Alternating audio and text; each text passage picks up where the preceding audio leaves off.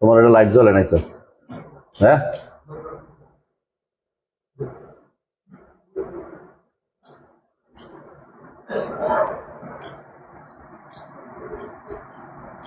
আলহামদুলিল্লাহ রাব্বিল আলামিন ওয়াসসালাতু ওয়াসসালামু আলা আশরাফিল আম্বিয়া ওয়াল মুরসালিন নবিয়িনা মুহাম্মাদিন ওয়া আলা আলিহি ওয়া সাহবিহি আজমাইন, আম্মা বাদ। আলহামদুলিল্লাহ, প্রথমেই আপনাদের শুকরগুজার হচ্ছি যারা দূর দূরান্ত থেকে এসেছেন আজকের দার্সে। আপনাদের এই আশাটা এটা হচ্ছে আল্লাহর রাস্তায় ইলম অর্জনের জন্য আশা। নবী সাল্লাল্লাহু আলাইহি সাল্লাম বলেছেন, যে কেউ ইলম অর্জনের জন্য কোন আল্লাহর ঘরের দিকে ধাবিত হয়, সেই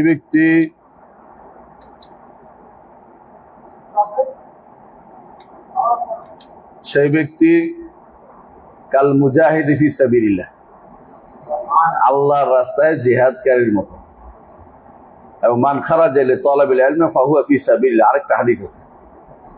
এবং এর সাথে যুক্ত হবে আপনারা যারাই এসেছেন সবার জন্য ফেরেশতারা ডানা বিছিয়ে দিয়েছে, কোনো সন্দেহ নেই। এবং যতক্ষণ আপনারা এখানে থাকবেন ততক্ষণ সেটা জিহাদের সমতুল্য হবে, আলহামদুলিল্লাহ। এবং এই সময়টা আপনাদের আমলনামায় লেখা হবে। আপনারা যারা এখানে বসছেন আরেকটা ফায়দা হবে, আল্লাহ তাআলা তার কাছে যারা আছে ফেরেশতাদের কাছে আপনাদের কথা আলোচনা করবেন। আর ফেরেশতারা এই মজলিস ঢেকে রাখছে, এখানে সাকিনা নাজিল হয়, এগুলো সবই হাদিসের অংশ, আপনারা জানেন। তো এইখান থেকে আমরা যদি উপকৃত হতে পারি একে অপরকে নিয়ে, তো এটা হলো সৌভাগ্যের বিষয় যে আমরা শুধু ইলম অর্জনের জন্য এসেছি, আর একটা হয়তো ভালোবাসার কারণে। দুটোই খুবই গুরুত্বপূর্ণ, ভালোবাসা এবং ইলম। একে অপরকে ভালোবাসলেও আরশের নিচে ছায়া পাওয়া যায়।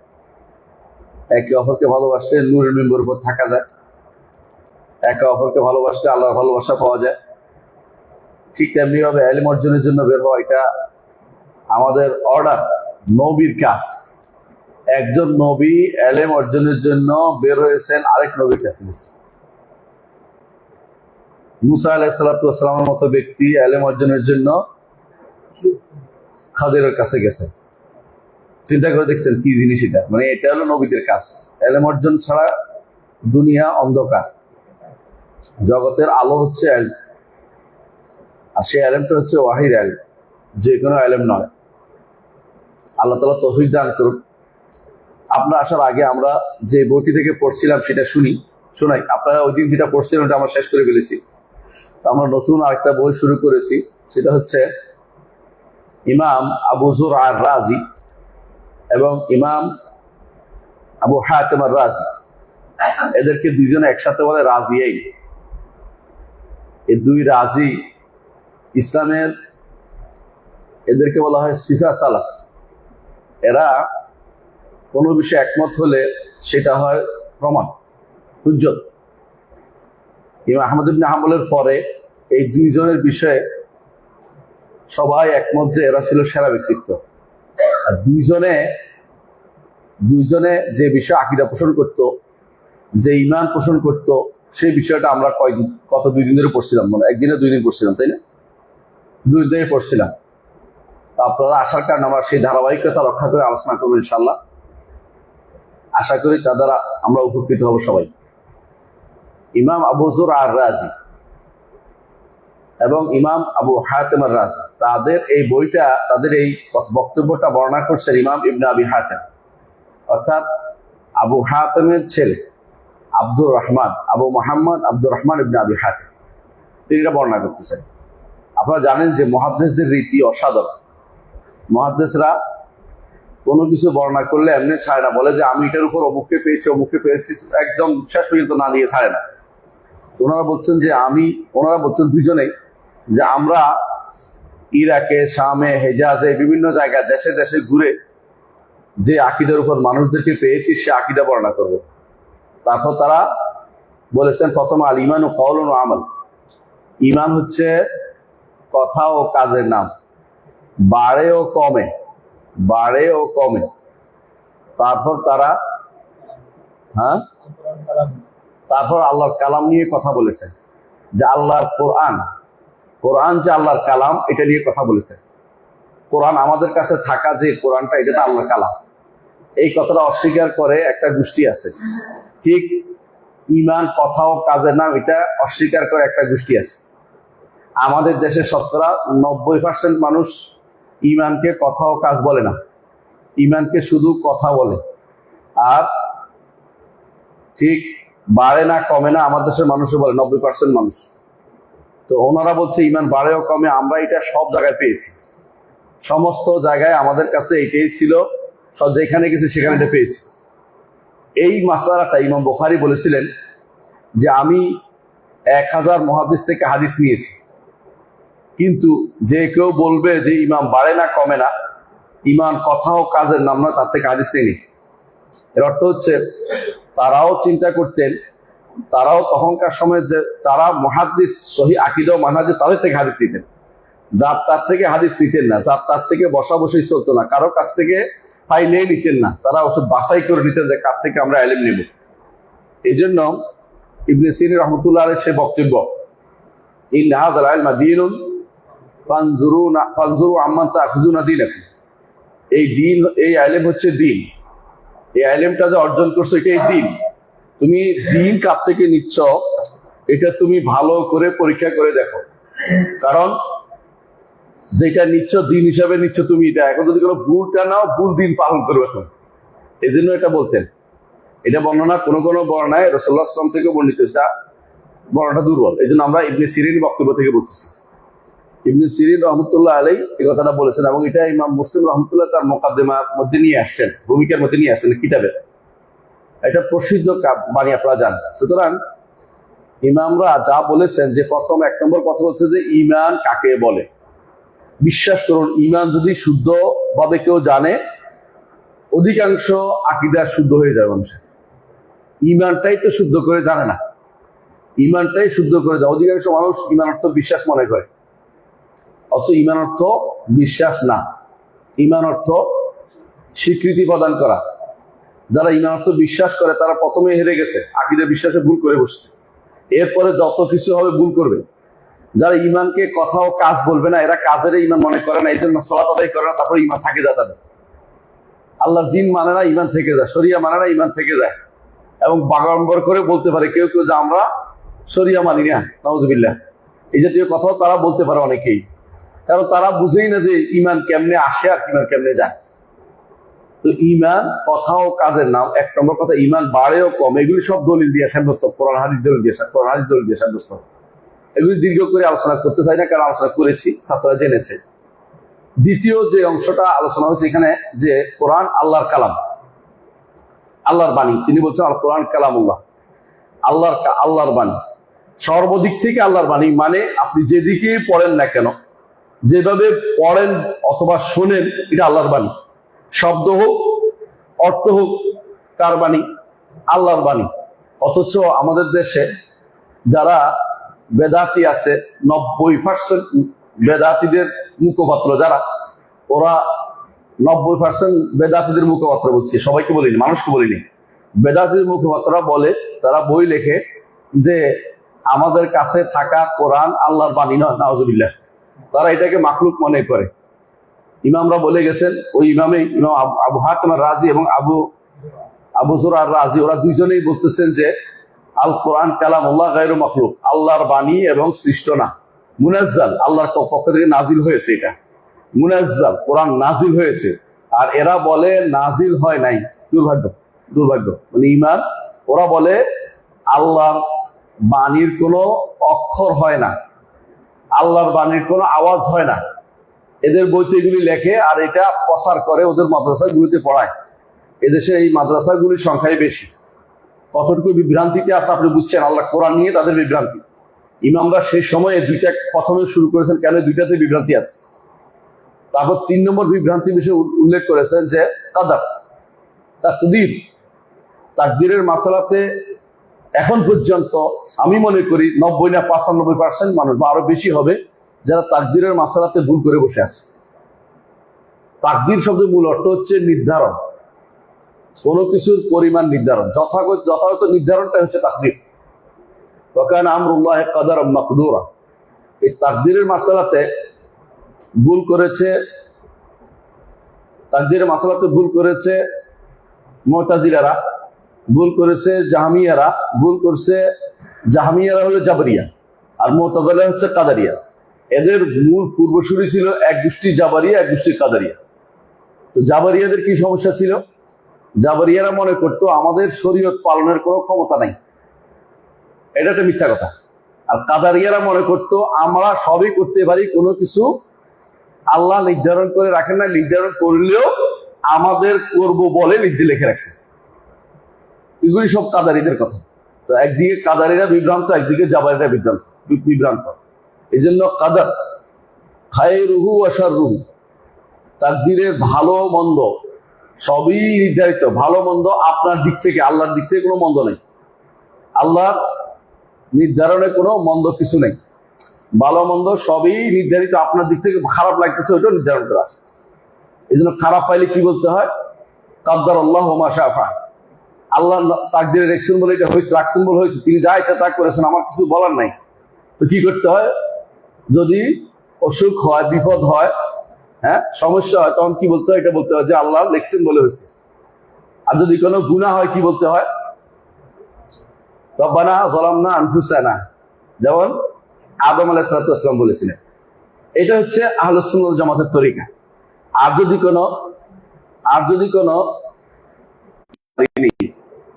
আমি গুনার কাছে চলে গেছি, তওবা ইস্তেগফার করতে হয়। আর যদি বিপদ হয় তখন বলতে হয় কুল্লা ইউসিবানা ইল্লা মা কাতাবাল্লাহু লানা। আল্লাহ লিখছেন, হইছেন, সবই লিখছেন। আল্লাহ যা লিখছেন তা হয়েছে, বিপদটা আল্লাহ লিখছেন, তবে এর মধ্যে কোনো কলন অবশ্যই রয়েছে, কোনো সন্দেহ নেই। এই হচ্ছে তাকদীরের মাসালা। তিনটেই তিনি বলেছেন। এরপরে এই তিনটে আপনি একটু ভালো করে দেখেন, জগতের অধিকাংশ সমস্যা এখন তিনটাতে রয়ে গেছে: ঈমান, কোরআন, কাদার। ঈমান, কোরআন, কাদার।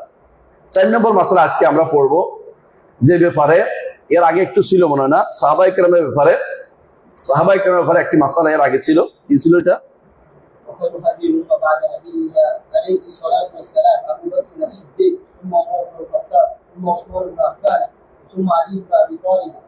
وهم الخلفاء الراشدون المهديون وأن العشرة الذين سماهم رسول الله صلى الله عليه وسلم وشهد لهم بالجنة وعلى ما شهد به رسول الله صلى الله عليه وسلم وقوله الحق. قالوا الحق বলতে এটাই যে রাসূলুল্লাহ সাল্লাল্লাহু আলাইহি ওয়াসাল্লাম, আল্লাহ তাআলা রাসূলুল্লাহ সাল্লাল্লাহু আলাইহি ওয়াসাল্লাম যাদের জন্য জান্নাতের সুসংবাদ দিয়েছেন, এরা উম্মতের মধ্যে রাসূলের পরে শ্রেষ্ঠ মানুষ হচ্ছেন 4 খলিফা, এবং এরা হচ্ছে খোলাফায়ে রাশিদিন বলে এদেরকে। রাসূলুল্লাহ সাল্লাল্লাহু আলাইহি ওয়াসাল্লামের খলিফায়ে রাশিদ, অর্থাৎ রাসূলুল্লাহ সাল্লাল্লাহু আলাইহি ওয়াসাল্লামের পরবর্তী পথ প্রদর্শক, যারা পথ দেখিয়েছেন, নিজে পথ প্রাপ্ত, হেদায়েত প্রাপ্ত এবং পথ দেখিয়েছেন, তারা এরা উম্মতের মধ্যে শ্রেষ্ঠ ব্যক্তিত্ব। কে? আবু বকর, ওমর, ওসমান, আলী। এই জায়গাতেও একটা বিশাল গোষ্ঠী বেড়ে গেছে এই জায়গাতে ভুল করে। এরা কারা? শিয়া একদিকে, খারেজি আরেকদিকে, নাসুবি আরেকদিকে। এই 3 গোষ্ঠী এখান থেকে বেরিয়ে গেছে। এটা দ্বারা বোঝা যাচ্ছে যে এইভাবেই উম্মতের মধ্যে ফেরকা বা বের হয়ে যায়, আহলুস সুন্নাত ওয়াল জামাতের আকীদা মানহাজ থেকে সরে গেলেই বেরিয়ে যায়। এটা হলো বিশ্বাস করতে হবে। তো শিয়ারা, খারেজিরা, আসলে নাসিবিরা এইভাবে বেরিয়ে যাচ্ছে। নাসিবি মানি যারা আলীর বিরুদ্ধে দাঁড়ায়, আর খারেজি মানি যারা ওসমান, আলী উভয়ের বিরুদ্ধে দাঁড়ায়। আর শিয়ারা আবু বকর, ওমর, ওসমানের বিরুদ্ধে দাঁড়ায়। এমনকি শুধু এটা নয়, শিয়ারা মুষ্টিমেয় 10 জন ছাড়া সমস্ত সাহাবীকে কাফের বলে, নাউযুবিল্লাহ। এই শিয়ারা কোথাকার বাসিন্দা বলেন তো? ইরানের বাসিন্দা। এবং বাংলাদেশের শিয়ারাও তাই, পাকিস্তানের শিয়ারাও তাই। যেখানে যেখানে এখন শিয়ারা আছে, এখন আর রাফিজি শিয়া ছাড়া কোনো শিয়া খুব একটা নাই। খুব কম হাতে গোনা কিছু শিয়া আছে ইয়েমেনে, যাদেরকে বলা হয় জাইদি শিয়া।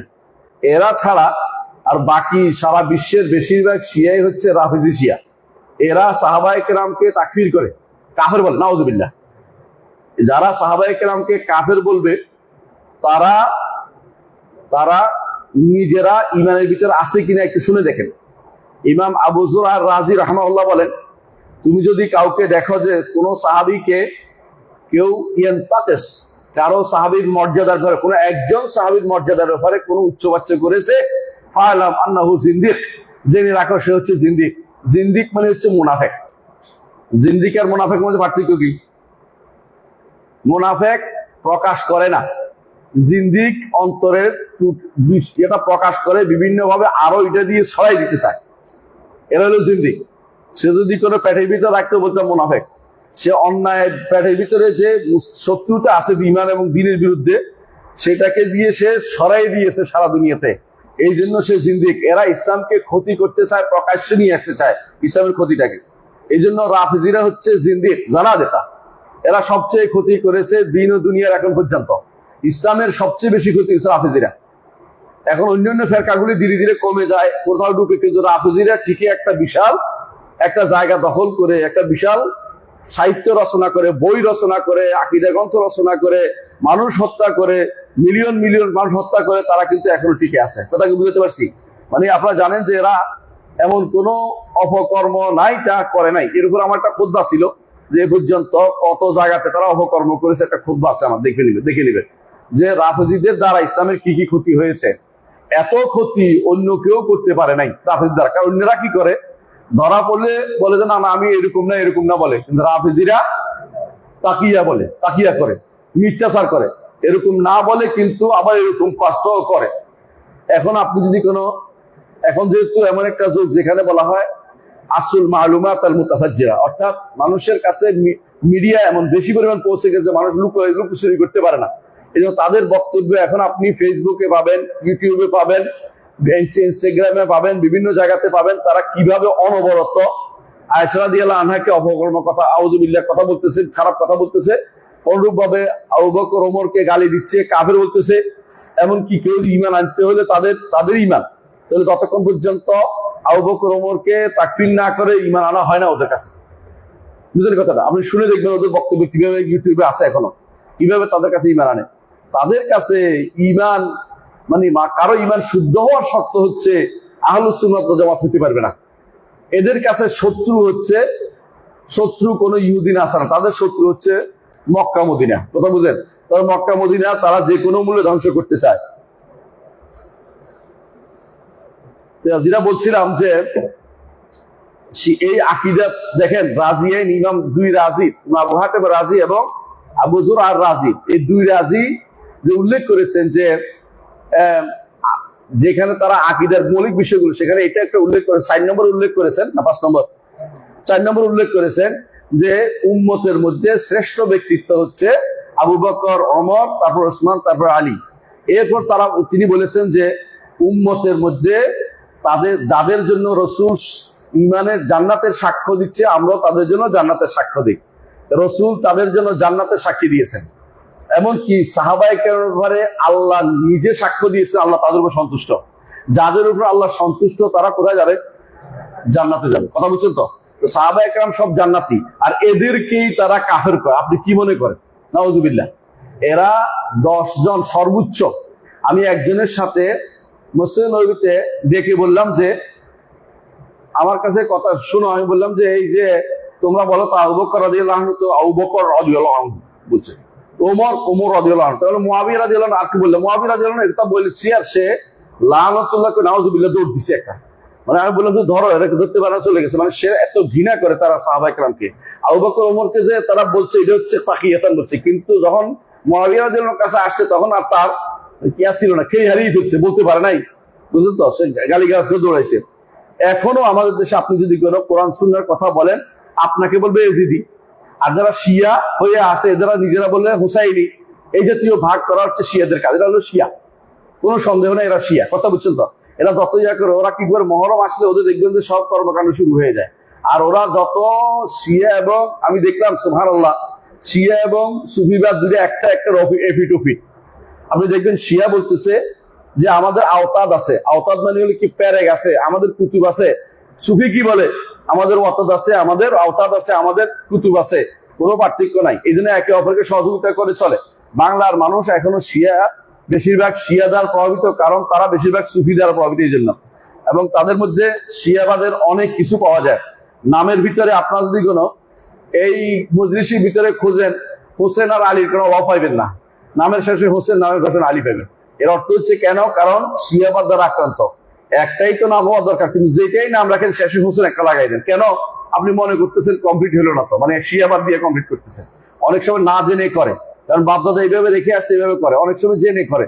তো আমরা যেটা বলতে চাচ্ছি এটা হচ্ছে যে এই যে আকীদা উল্লেখ করেছেন ইমাম আবু হাতিম আর-রাজি এবং ইমাম আবু যুরআ আর-রাজি, যারা জগৎ শ্রেষ্ঠ আল্লামাদের অন্তর্ভুক্ত, তাদেরকে বলা হয়। এবং ইমামরা সাক্ষ্য দিয়ে বলছে যে হাদিস এই দুইজনে জানে না, সেগুলি হাদিস না। এত চমৎকার তারা বলছেন। তারা হাজার হাজার হাদিস, হাজার হাজার, কেউ বলছে যে 60,000, কেউ 70,000 বলছে। হাদিসটা এত না, এগুলো হচ্ছে হাদিসের সনদ যত আছে ওরা একটা হাদিস ধরে।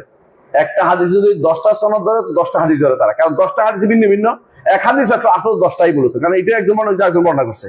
তো এই জন্য তারা এইভাবে ধরে, তারা বলছে এক একজন তারা লক্ষ লক্ষ হাদিসের হাফেজ, কারণ তারা সনদে বর্ণনা কিভাবে করছে। তাদের সনদ আপনি আশ্চর্য হবেন। আবু যুরআ রাজি রহমতুল্লাহ এর কথা আমি গতকাল ফেসবুকে দিয়েছি। আমাদের শেখ আব্দুর রাজ্জাক আব্বাদ, নাম শুনেছেন? মুসলিম নবী দারুদ তিনি, তা আব্দুল মোহসেন আব্বাদের ছেলে। তিনি একটা ঘটনা দিয়েছেন, আমি না বলে পারি না কালকে ঘটনাটা, তবে আমি পুরোটা অনুবাদ করি নাই।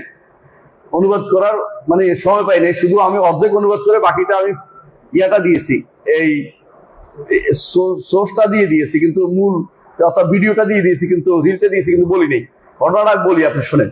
ইমাম আবু যুরআ আর-রাজি এমন এক ব্যক্তিত্ব, যিনি মৃত্যুর সময়, আবু হাতিম তখন জীবিত ছিল, আবু যুরআ তখন মারা যাচ্ছে, বুঝছেন তো? তো আবু হাতিম জীবিত, দুইজন তো বন্ধু, দুইজনে হাদিস সংগ্রহের জন্য সারা দুনিয়া চষে বেড়াইছে এবং জমা করছে। তাদের সপ্তাহে সবকিছু জমা করেছে, সবকিছু রেজাল্ট গুলি তারা বলে, কে কোন ভালো মন্দ সব বলতে মুখস্থ তাদের এগুলি। তো মৃত্যুর সময় আবু হাতিম আর-রাজির কাছে আরেকজন আসে বললো যে এই যে আবু যুরআ মারা যাচ্ছে, আমরা তো তাকে তালকিন করা দরকার। তালকিন তো বুঝেন কি? লা ইলাহা ইল্লাল্লাহ মনে করাই দেওয়া দরকার। তো এখন আবু হাতিম বলতেছে আমার সাহস নাই, এই লোকের মনে করে দিতে হবে, এটা আমার মাথায় আসতেছে না। কারণ আমি যদি এখন বলতে যাই তো এটা বেয়াদবি হয় কিনা, আমি এটা বলতে চাচ্ছি না। তো আরেকজন বলতেছে একটা বুদ্ধি করি। কি বুদ্ধি? আমরা দুইজনে যে ওখানে এই হাদিসটা সনদ বলতে আরম্ভ করি, হাদিসটা আলোচনা করি, আমরা দুইজনে পাশাপাশি বসে বসে আলোচনা করব। তো তিনি আলোচনা করলেই তার মনে হবে হাদিসটার কথা, অথবা আমরা আমাদের থেকে শুনলে তিনি বুঝবেন যে হাদিসটা আমাদের এখন লা ইলাহা ইল্লাল্লাহ বলা দরকার, বুঝছেন তো? বলতেছে আমরা দুইজন গেলাম, যে ওখানে মাথার কাছে বসছি, বসে আমরা দুইজনে একে অপরে আলোচনা করতেছি। হাদাসানা ফুলান আন ফুলান আন ফুলান। আল্লাহ কি আশ্চর্য কথা, এত দুনিয়া হাফেজ আমরা, এখানে যখন 3টা ব্যক্তি বলার পরে আমরা আটকে গেছি। ও আটকে গেছে, ও বলতে পারে না, কারণ অবস্থা কেন জানি আটকে গেছে, আমি বলতে পারছি না। এরপরে আমি বললাম তাহলে আমার কাছ থেকে শোনো হাদিসটা। হাদিস আমি এবার শুরু করছি সনদটা বলার জন্য। আমি আমার সনদ দিয়ে 3 জন পরে যাই, আমি আর বলতে পারি না, আটকে গেছি। আবু যুরআ ওই সময় তার একেবারে মৃত্যুর সময় যাচ্ছে। ওই সময় তিনি বলতেছেন যে হ্যাঁ আমি জানি, শোনো। উনি মৃত্যুর সময় বলতেছেন হাদাসানি মুহাম্মদ ইবনে বাশশার, যাকে আমরা বুন্দার বলি, ক্বালা হাদাসানি ফুলান, শুরু করছে উনি। শুরু করে হাদিসটা বলছে যে মান কানা আখিরু কালামিহি, যার সর্বশেষ কালাম হবে লা ইলাহা ইল্লাল্লাহ, এই কথা বলছে মরিস। মানে বুঝছেন তো, তার সর্বশেষ কালাম কি হয়েছে? লা ইলাহা ইল্লাল্লাহ হয়ে গেছে, কথা মরে গেছে, বুঝছেন তো? তিনি কিন্তু হাদিসটা বর্ণনা করতে চাইছেন, কিন্তু আল্লাহর ইচ্ছা যে লা ইলাহা ইল্লাল্লাহর উপর তার মৃত্যু দিয়ে দিবেন। এটা হচ্ছে ইমাম আবু যুরআ আর-রাজি। কেমন ব্যক্তিত্ব, এটা বোঝার জন্য আমি ঘটনাটা বললাম। এটা উল্লেখ করেছেন আমাদের শেখেরা, হাদিস বর্ণনা আছে বিভিন্ন জায়গাটা, শাখ উল্লেখ করেছেন, আমি সেটা উল্লেখ না করে পারলাম না। এরকম ব্যক্তিত্ব তারা বুঝাই দিচ্ছে আমাদেরকে যে আকীদার বিষয়টা কেমন গুরুত্ব পাবে। এই জন্য যারা আজ এই শিয়াদের সাথে, খারিজিদের সাথে, এই জাবারিদের সাথে, কাদারিদের সাথে, এবং যারা এই আশারি মাতুরিদের সাথে, যারা কোরআনকে মাখলুক বলে এরকম লোকদের সাথে, মুতাজিলাদের সাথে, যারা ঈমান নিয়ে, ঈমানের অর্থ শুদ্ধ করে না, ঈমান নিয়ে যাদের বিভ্রান্তি আছে, এদের সাথে বন্ধুত্বপূর্ণ সম্পর্ক নিয়ে বসে আছেন। আমি মনে করি কিছু বলার নাই আমাদের। আপনি কাদের অনুসরণ করেন আপনি দেখেন, আপনি কাদের অনুসরণ করেন আপনি দেখেন। হ্যাঁ, এই জন্য সবসময় চিন্তা করবেন আপনি কার অনুসরণ করতেছেন, একটু খুঁজে দেখবেন, একটু খুঁজে দেখবেন। কারণ আপনি যার অনুসরণ করতে চলেছেন সেটা কি আসলেই এই এই কাফেলা কি মক্কার কাফেলা, এই কাফেলা কি মদিনার কাফেলা, নাকি এই কাফেলা অন্য কোনো দেশ থেকে আসছে, অন্য কোনো দেশের কাফেলা এসে পৌঁছেছে, সেটা আপনার জানা দরকার আছে। আফারসুন তাহতা রিজলিকাম হেমারু, তোমার গায়ের নিচে তোমার বাহনটা কি ঘোড়া না গাধা, এটা তোমার দেখার দরকার রয়েছে। বুঝে আসছে কথাটা? আফারসুন তাহতা রিজলিকাম হেমারু, এটা কি ঘোড়া না গাধা, কার উপরে চড়ছো তুমি? এই বিদ্যা, কোন বিদ্যা তুমি অনুসরণ করছো? যাদেরকে তুমি বন্ধু হিসেবে নিয়েছো এরা তো আকিদার, বিশুদ্ধ আকিদার কেউ না। বিশুদ্ধ আকিদার কথা পড়তে হলে আবু হাতেমের রাজি গ্রন্থ পড়তে হবে তোমাকে, তার বক্তব্য শুনতে হবে তোমাকে। এইটা তো আমরা জানলাম যে আবু হাতেমের রাজি এই কথাটা বলেছেন, বুঝছেন তো? আজকে আমরা এর পরের অংশ পড়বো, প্রত্যেকটার সাথে কি জড়িত, আকিদার বড় বড় চাপ্টার জড়িত। তো আমরা প্রথম অংশটাই পড়ি, বড় এরপর ওয়াত্তারাহম হয় والترحم على جميع أصحاب محمد صلى الله عليه وسلم والكف عما شجر بينهم।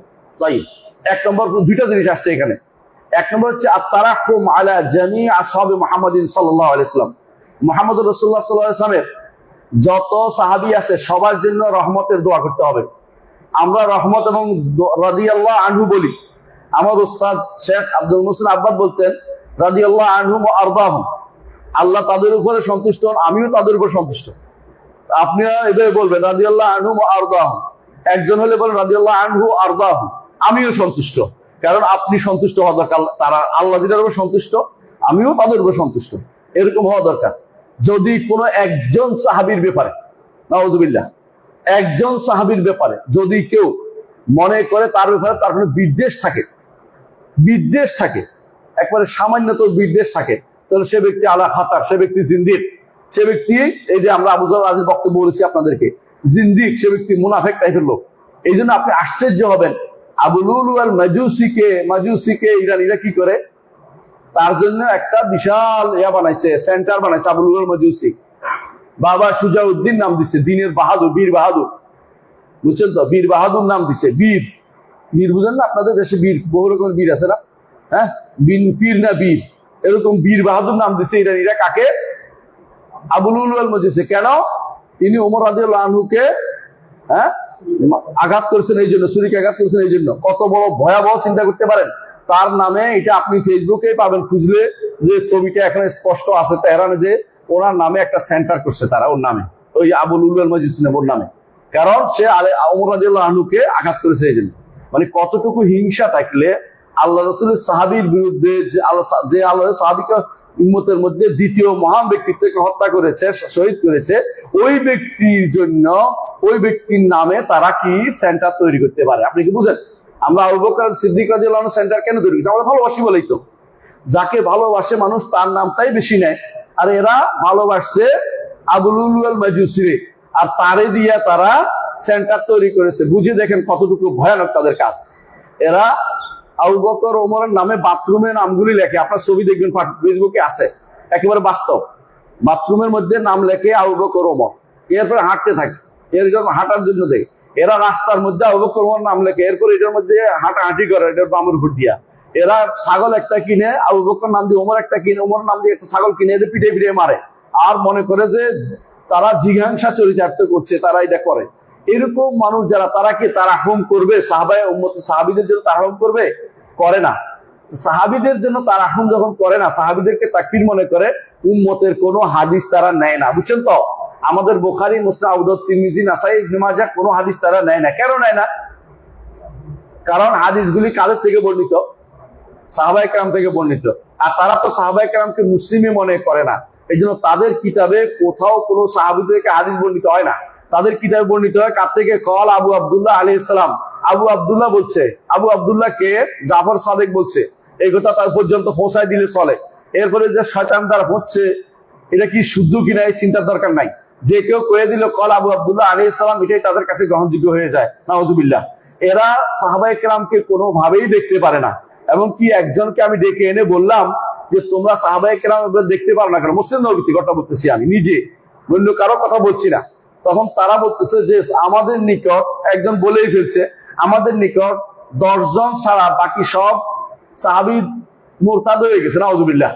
ওরা দলিল দেয়, আল্লাহ কোরআনে বলছে ওমা মুহাম্মাদুন ইল্লা রাসূলুন আফা ইম্মা তাও কুতরান কালাবতুম আলা আকাবিকুম করে পিছনে চলে গেছে, নাউযুবিল্লাহ। অথচ এটা হচ্ছে রাসূলের যুগে, রাসূলুল্লাহ সাল্লাল্লাহু আলাইহি ওয়াসাল্লাম যখন উহুদের ঘটনা, এটা উহুদের যুদ্ধে যখন বলা হলো যে রাসূল দুনিয়া থেকে চলে গেছেন, সাহাবায়ে কেরামের মন ক্ষুণ্ণ হয়ে গেল, খারাপ লাগলো। সাহাবায়ে কেরাম বিভিন্ন রকমের কথা বলতে লাগলো, কি হবে, মানে তাদের হতাশ অবস্থা। মানুষ এটা হয়, প্রিয় মানুষ হারাতে মনে করে আল্লাহ আয়াত নাযিল করে বললেন যে রাসূল যদি চলে যায় তাহলে কি ফিরে যাবে? কখনো তোমরা এটা করবে না, এটাই তো কথা। কিন্তু ওরা মনে করছে এটা দিয়ে সালাকি করে বলতেছে যে রাসূলের সাহাবীরা নাউযুবিল্লাহ তারা ফিরে গেছে কুফরের দিকে, এই কথা বলে তাদেরকে তাকফির করে তারা।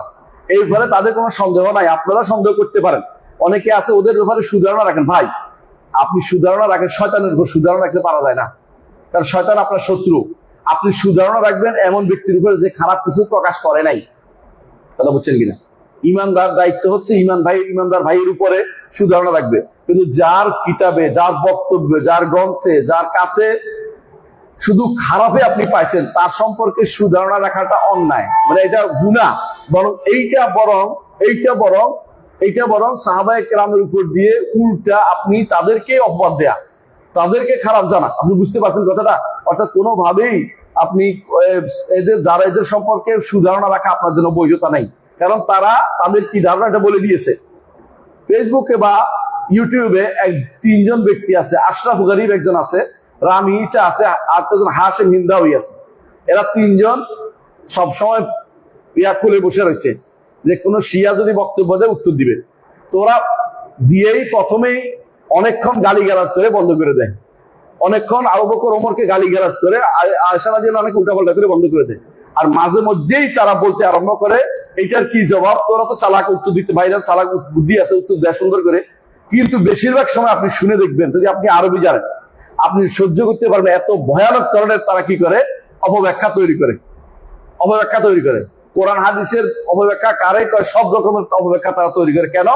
এই ব্যাখ্যা তারা করে নাই, তারা এগুলি বর্ণনা করে, তাদের ইমামরা করছে, এই জন্য সেগুলি থেকে বর্ণনা করে। এর মাধ্যমে তারা সাহাবায়ে কেরামের প্রতি বিদ্বেষ তৈরি করে।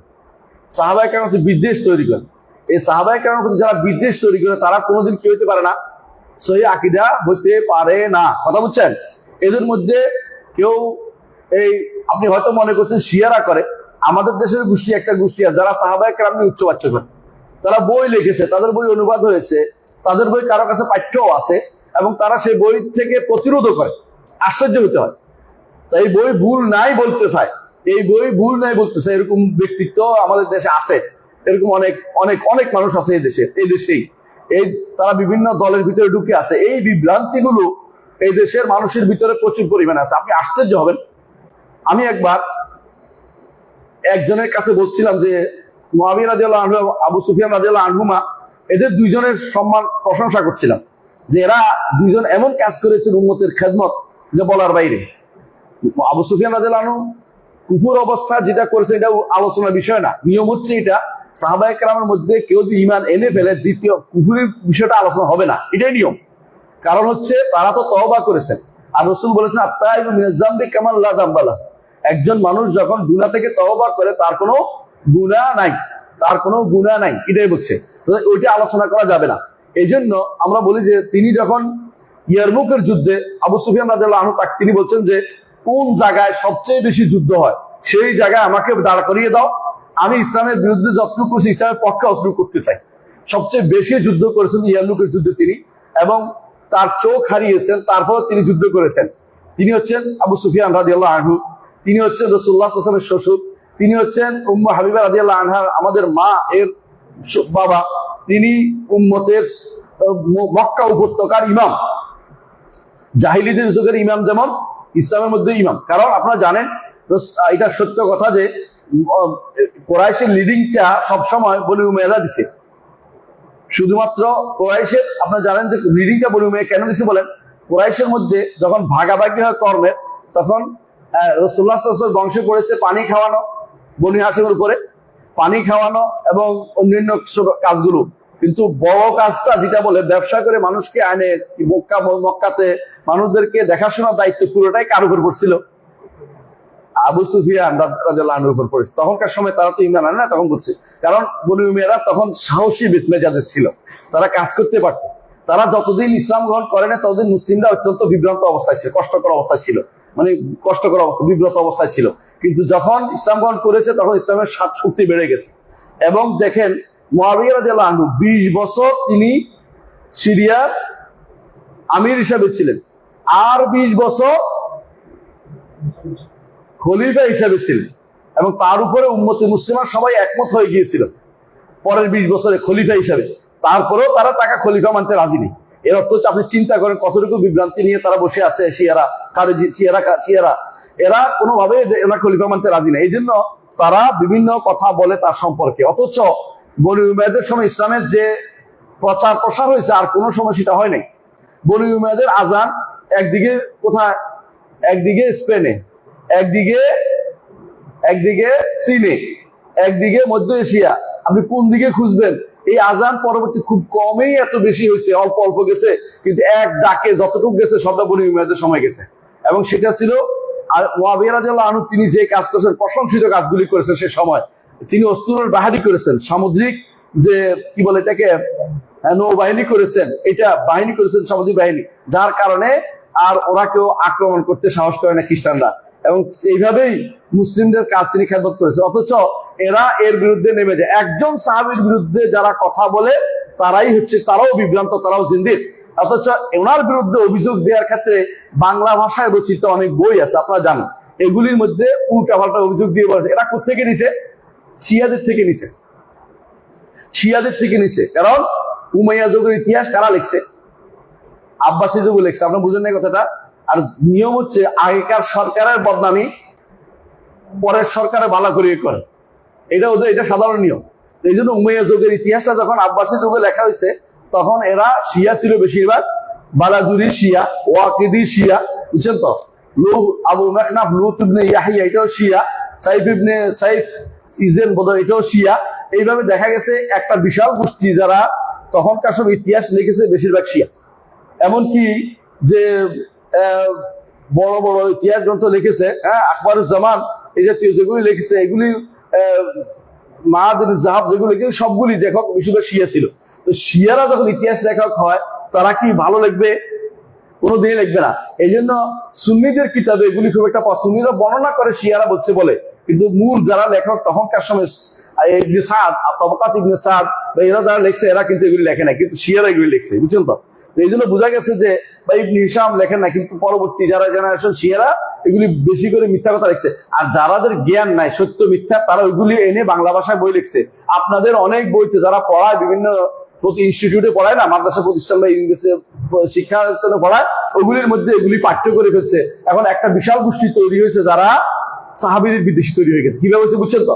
অথচ ইমাম আবু হাতিম আর-রাজি বলছেন, আবু যুরা আর-রাজি বলছেন যে ওয়াত্তারাহুম আলা জামি আসহাবি মুহাম্মাদিন সাল্লাল্লাহু আলাইহি ওয়াসাল্লাম, মুহাম্মদ রাসূলুল্লাহ সাল্লাল্লাহু আলাইহি ওয়াসাল্লামের সমস্ত সাহাবীদের উপর রহমতের জন্য দোয়া করতে হবে। এটা আল্লাহ আমাদেরকে শিখিয়ে দিয়েছেন। ওয়াল্লাযিনা জাউ মিন বাদিহিম ইয়াকুলুনা রব্বানা ইগফির লানা ওয়া লিইখওয়ানিনা আল্লাযিনা সাবাকুনা বিল ঈমান ওয়া লা তাজআল ফি কুলুবিনা গিল্লাল লিল্লাযিনা আমানু রব্বানা ইন্নাকা রাউফুর রাহিম। দেখছেন তো, আল্লাহ তাআলা কোরআনে কারীমে 3 শ্রেণীর কথা উল্লেখ করেছে। প্রথমে বলছে আস-সাবিকুনাল আউয়ালুনা মিনাল মুহাজিরিন ওয়াল আনসার, যারা লিল ফুকারাইল মুহাজিরিন, ওই সমস্ত ফকিরদের জন্য ঠাঁই থাকবে, অর্থাৎ গনিমতের সম্পত্তি, বিনা যুদ্ধে প্রাপ্ত সম্পত্তির একটা অংশ থাকবে, যারা বাড়িঘর ছেড়ে হিজরত করে চলে আসছে এদের জন্য একটা অংশ। আর দ্বিতীয় থাকবে তাদের জন্য যারা বাড়িঘর দিছে এদেরকে, অর্থাৎ কারা? আনসারদের জন্য থাকবে। এরপরে তৃতীয় কারা পাবে? তৃতীয় পাবে ওরা যারা ওদের জন্য দোয়া করে। কাদের জন্য? আনসার এবং মুহাজির জন্য দোয়া করে, বুঝছেন তো? আনসার মুহাজির দোয়া করে। এই জন্য ইমাম মালিক রাহমাতুল্লাহ আলাইহি বলতেছেন, যারা সাহাবা ইকরামকে খারাপ কথা বলবে তাদের গনিমতের কোনো অংশ নাই, তাদের ভাইয়ের কোনো অংশ নাই, মানে তিনি তাদেরকে ঈমানদার মনে করেন নাই। অন্য একটা আয়াতের কারণে তিনি তাদেরকে কাফের বলছেন, রাফিজদেরকে। কারণ হচ্ছে এটা কি? ইউজিবুল কুফার লিয়াগিযা বিহিমুল কুফার, ইউজিবুল যুররা লিয়াগিযা বিহিমুল কুফার। তিনি বলতেছেন যে মুহাম্মদুর রাসূলুল্লাহ, মুহাম্মদ সাল্লাল্লাহু আলাইহি ওয়াসাল্লাম আল্লাহর রাসূল, ওয়াল্লাযিনা মাআহু, তার সাথে যারা আছে, আশিদ্দা আল কুফার রাহমা বাইনাহুম, কাফেরদের উপর কঠোর, নিজেদের মধ্যে অত্যন্ত দয়াদ্র। এরা কারা? সাহাবায়ে কেরাম না? সাহাবায়ে কেরাম না? সাহাবায়ে কেরামের না জেনে আল্লাহ এসে ঘোষণা দিচ্ছেন। আল্লাহ তাদেরকে এইভাবে তৈরি করেছেন যে তারা সাহাবী, তারা রাসূলুল্লাহ সাল্লাল্লাহু আলাইহি ওয়াসাল্লামের সাহায্যকারী, এবং তারা সবচেয়ে উত্তম ব্যক্তি হিসেবে আল্লাহ বাছাই করে নিয়ে এসেছেন।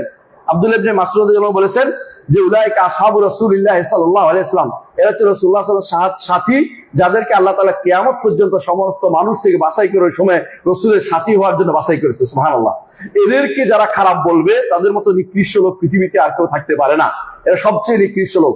এই জন্য আল্লাহ তাআলা এদের সম্পর্কে বলেছেন যে রাদিয়াল্লাহু আনহুম, আল্লাহ তাদের উপর সন্তুষ্ট হয়েছে।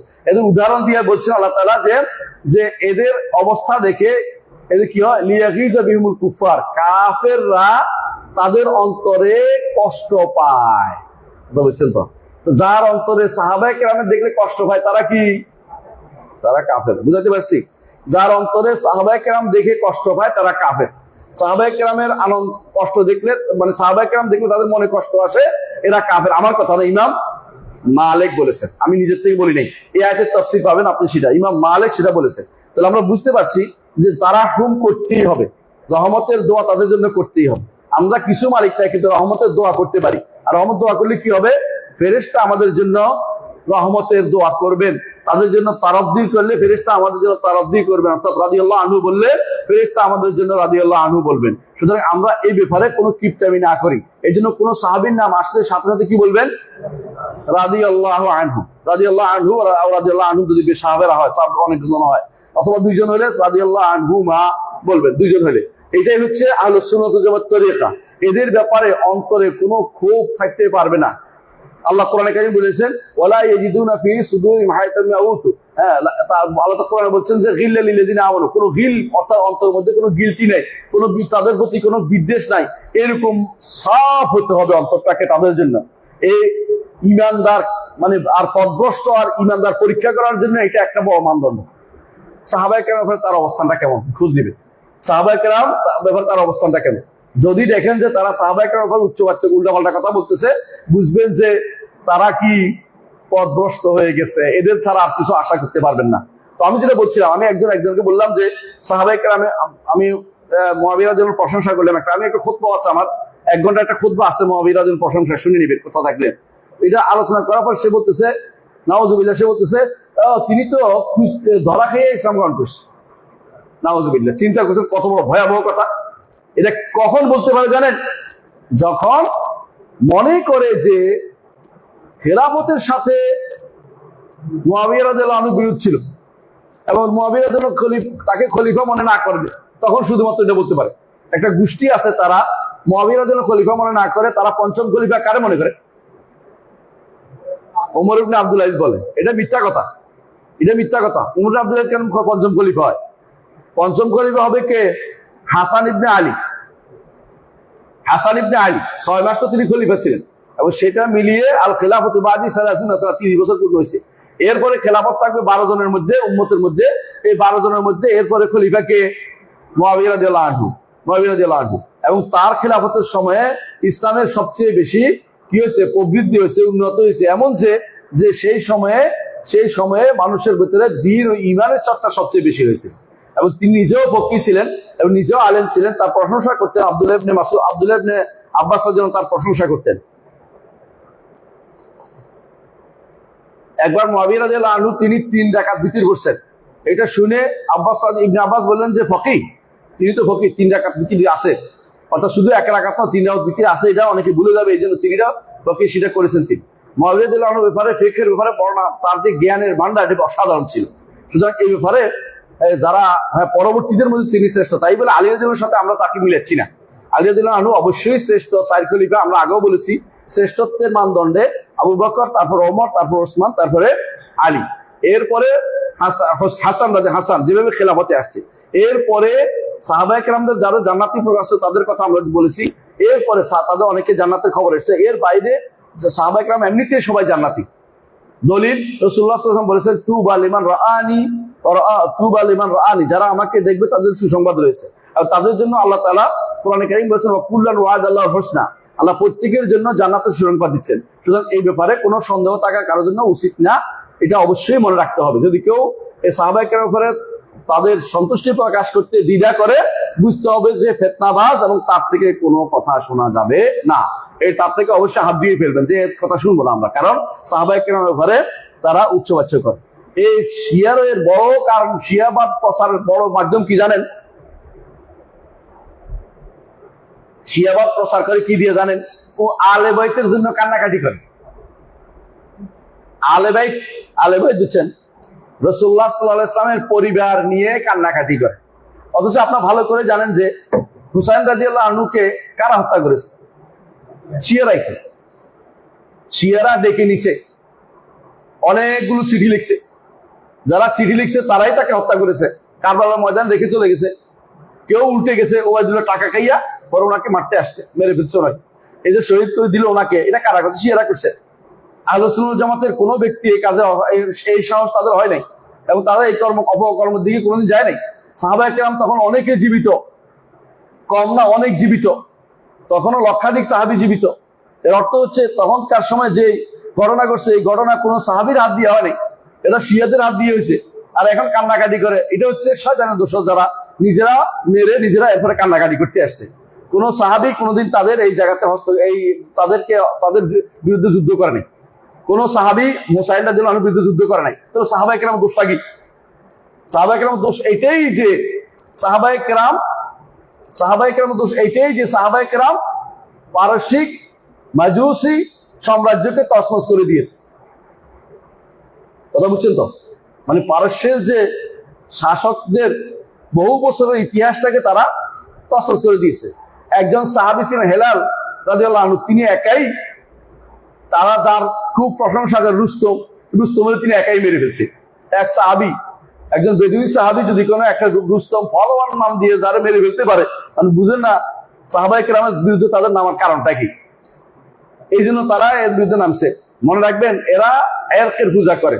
এর বুঝেননি? মানে এক বলে হলো ইয়ার কি বলে বংশ, বা যাদের রক্তের পূজা, রক্ত, এটাকে বলে রক্ত, এটার পূজা করে তারা।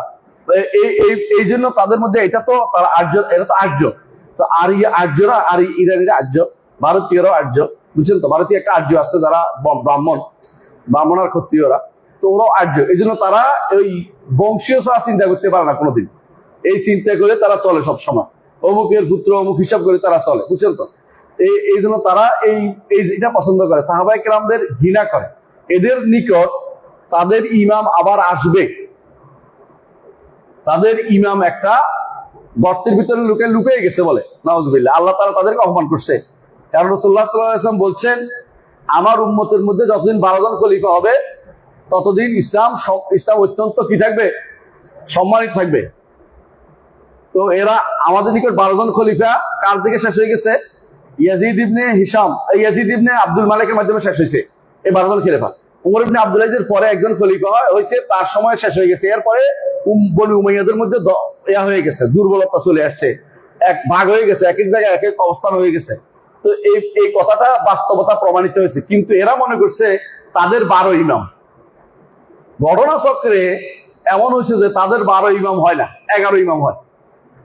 কারণ তাদের 11 নম্বর ইমামের কোনো সন্তান হয় না, এমনি মারা গেছে। ছোট বয়স বেশি হয় নাই, বিয়ে শাদী করে নাই, বাচ্চা মরে গেছে এমনিতেই। অর্থাৎ হাসান আসকারী তিনি অবিবাহিত অবস্থায় মারা গেছে, তার কোনো সন্তান হয় নাই। বুঝে আসছে কথাটা? তো অথবা বিয়ে করছে, সন্তান হয়, দুইটাই আছে। কেউ বলছে যে বিয়ে করছে সন্তান হয়নি, কিন্তু সন্তান হয় না এবারে শিওর, তারাও সন্তান হয়নি। কিন্তু তারা বানাইছে যে একটা সন্তান হয়েছিল তার এক দাসীর ঘরে, কেউ দেখে নাই, গোপনে এসে বলছে আমার সাহায্য করে নাই, আমি পালিয়ে গেলাম। তিনি তখন একটা রেজওয়া পাহাড়ে ঢুকার পরে গায়বা সোগরা কিছুদিন পর্যন্ত ছিল, একবার বেরিয়ে আসে, দেখেন যে আমার কেউ সাহায্য করতে আসে না। এরপরে গায়বাতুল কুবরা বড় গায়েব হয়ে গেছে, বড়র মতো 1200 বছর গর্তের ভিতরে লুকিয়ে রয়েছে, বের হয় না। ওরা সেখানে উট ঘোড়া নিয়ে বসে আছে এবং বলতেছে ওখরুজিয়া মাওলানা, ওখরুজিয়া মাওলানা, মাওলানা বের হয়, মাওলানা বের হয়। মাওলানা তো আর বের হয় না, কারণ মাওলানা তো ওখানে নাই, মাওলানা বেরোবে কোথেকে? ওরা ওখানে এই জন্য এই যে বর্তমান শাসকগুলি আছে না, ওরাও লেখে দেখবেন যখনই আসে মাহাদির কথা আসে তখন আজ মানে আজ্জালাল্লাহু খুরুজা, আল্লাহ তাআলা তাড়াতাড়ি বের করে দাও। ওরা বিশ্বাস করে যে যদি তাদের এই লোক বের হয়, তখন সে কি করবে? কাবা ধ্বংস করবে, প্রথম কথা কাবা ধ্বংস করবে। দ্বিতীয় কথা আরবদের হাত কেটে দিবে। তৃতীয় কথা বনি সাহেবের হাত কাটবে, হাত কেটে সাবিটা দখল করবে, কাবার সাবি দখল করবে। এরপরে তারা আবু বকর ওমরকে লাশকে কবর থেকে তুলে আইনা লটকায়া শুলে দিবে। মানে এটি হচ্ছে তাদের কাজ, বুঝছেন তো? তাদের ইমাম বেরো এগুলি করবে। আর আমাদের মাহাদি বেরো কি করবে? দাজ্জালের বিরুদ্ধে যুদ্ধ করবে। আর এদের তথাগত মাহাদি বের হইয়া আরবদেরকে কচুকাটা করবে। কারণ আরবরা তাদের দেশ তছনছ করেছে, এই জন্য তাদের দেশ ধ্বংস করেছে। এই জন্য বুঝেন কতটুকু হিংসা বিদ্বেষ থাকলে এটা করতে পারে। এরা শুধুমাত্র সাহাবায়ে কেরামের উপরে তারাদ্দি করে না, রাদিয়াল্লাহু আনহু বলে না, রহমতের দোয়া করতে পারে না, তাদের মুখ দিয়ে এটা কোনোদিন আসবে না।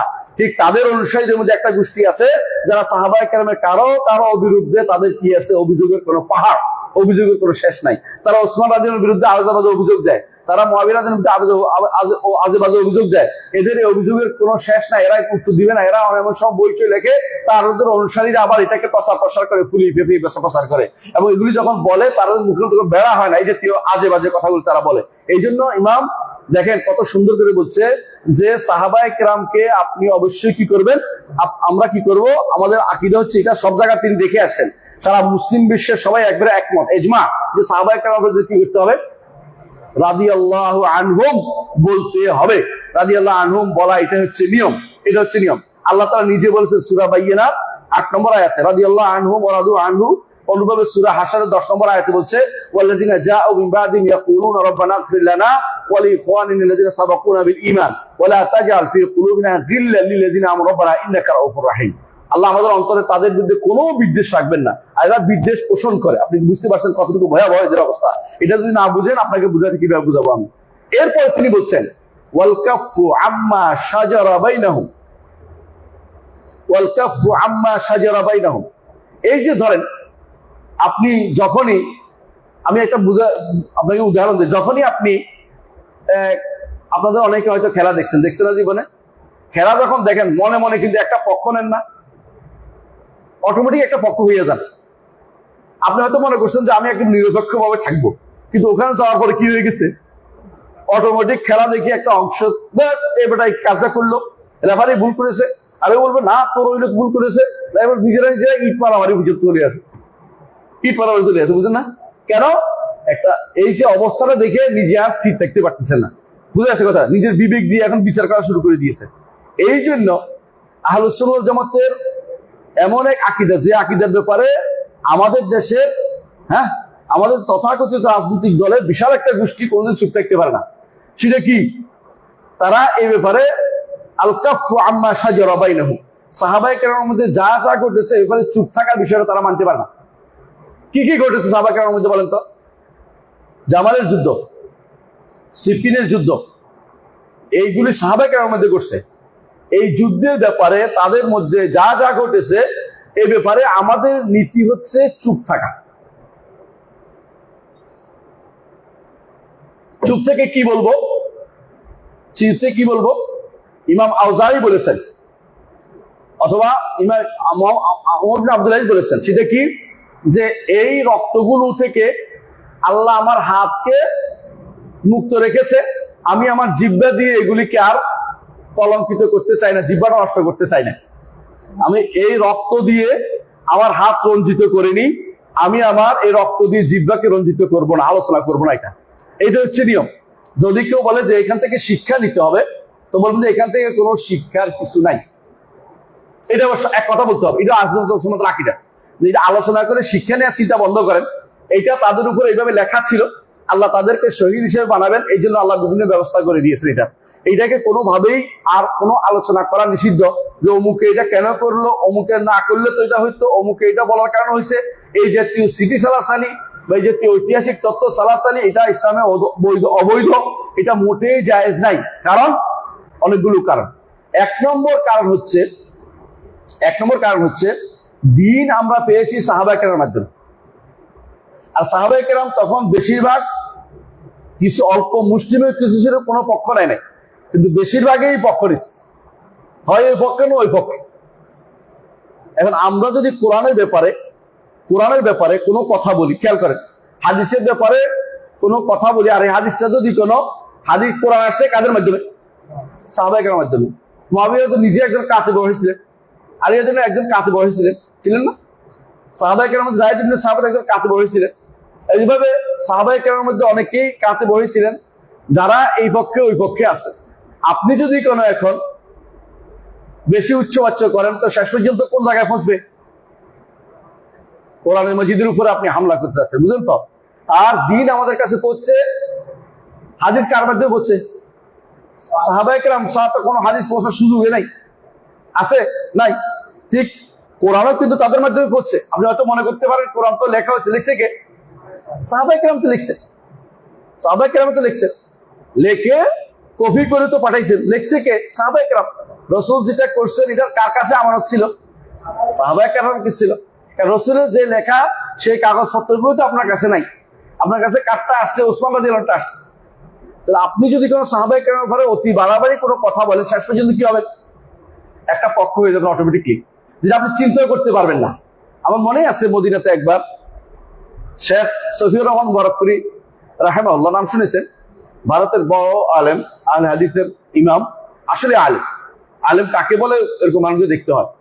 তো ওনাকে বললাম মসজিদ নববী, আমাদের মসজিদ নববী না, আমাদের ইউনিভার্সিটির লাইব্রেরির সামনে পাইয়া বললাম, ওস্তাদ এই একটা প্রশ্ন বলো, উর্দুতে বললাম আর কি, বলো যে, বললাম যে এই যে মুআবিয়া রাদিয়াল্লাহু আনহু আলী রাদিয়াল্লাহু আনহু দুজনের মধ্যে যুদ্ধটা হবে, কে একটু ভালো আছে? বলছে আমি এ ব্যাপারে কথা বলবো না, আমি এ ব্যাপারে কথা বলবো না, এইটা হচ্ছে নিয়ম। তো আমি আরেকটু বুঝে, আমি জাস্ট জানার জন্য এইটাই তো, আমি এ ব্যাপারে কথা বলবো না। তুমি অন্য কোনো প্রশ্ন থাকলে করো, এই প্রশ্নটা করিও না, বুঝছেন? ইমাম আজুরি রহমতুল্লাহ তিনি বলেছেন, তোমাদের কাছে হয়তো একজন এসে বলবে, ইমাম আজুরি রহমতুল্লাহ আলাই, তোমার কাছে একজন এসে বলবে যে ইতিহাস থেকে শিক্ষা নিতে হবে না, তোমরা বলে দিও যে এই ইতিহাস থেকে শিক্ষা নেওয়ার কিছু নাই। ইমাম আজুরি বহুত আগে বলে গেছে, এখন যেটা বলে কিনা অনেকে যে আমরা ইতিহাস থেকে শিক্ষা নিতে চাই, ওই ইতিহাস শিক্ষা নিতে গেলে একটা বিপর্যয় তৈরি করবেন আপনি। কারণ ইবনে তাইমিয়া রহমতুল্লাহ এটা উল্লেখ করেছেন তার কোথায়, তার আকিদাল ওয়াসিতিয়ার মধ্যে। আকিদাল ওয়াসিতিয়া তিনি বলেছেন যে এই বর্ণনাগুলো প্রথমে দুই ভাগে বিভক্ত। এক নম্বর, একটা হচ্ছে এগুলি আসলে শুদ্ধ না, সুতরাং এটা বাদ, বুঝলেন কথাটা? দ্বিতীয়টা হচ্ছে এগুলি শুদ্ধ আসছে, তবে এর মধ্যে বাড়াইছে কমাইছে, কেউ বাড়াইছে কেউ কমাইছে, বুঝছেন তো? তো বাড়ানো কমানো অংশ তো বেশি রং সং দিছে, মূল অংশে কিন্তু সমস্যাটা থাকে না।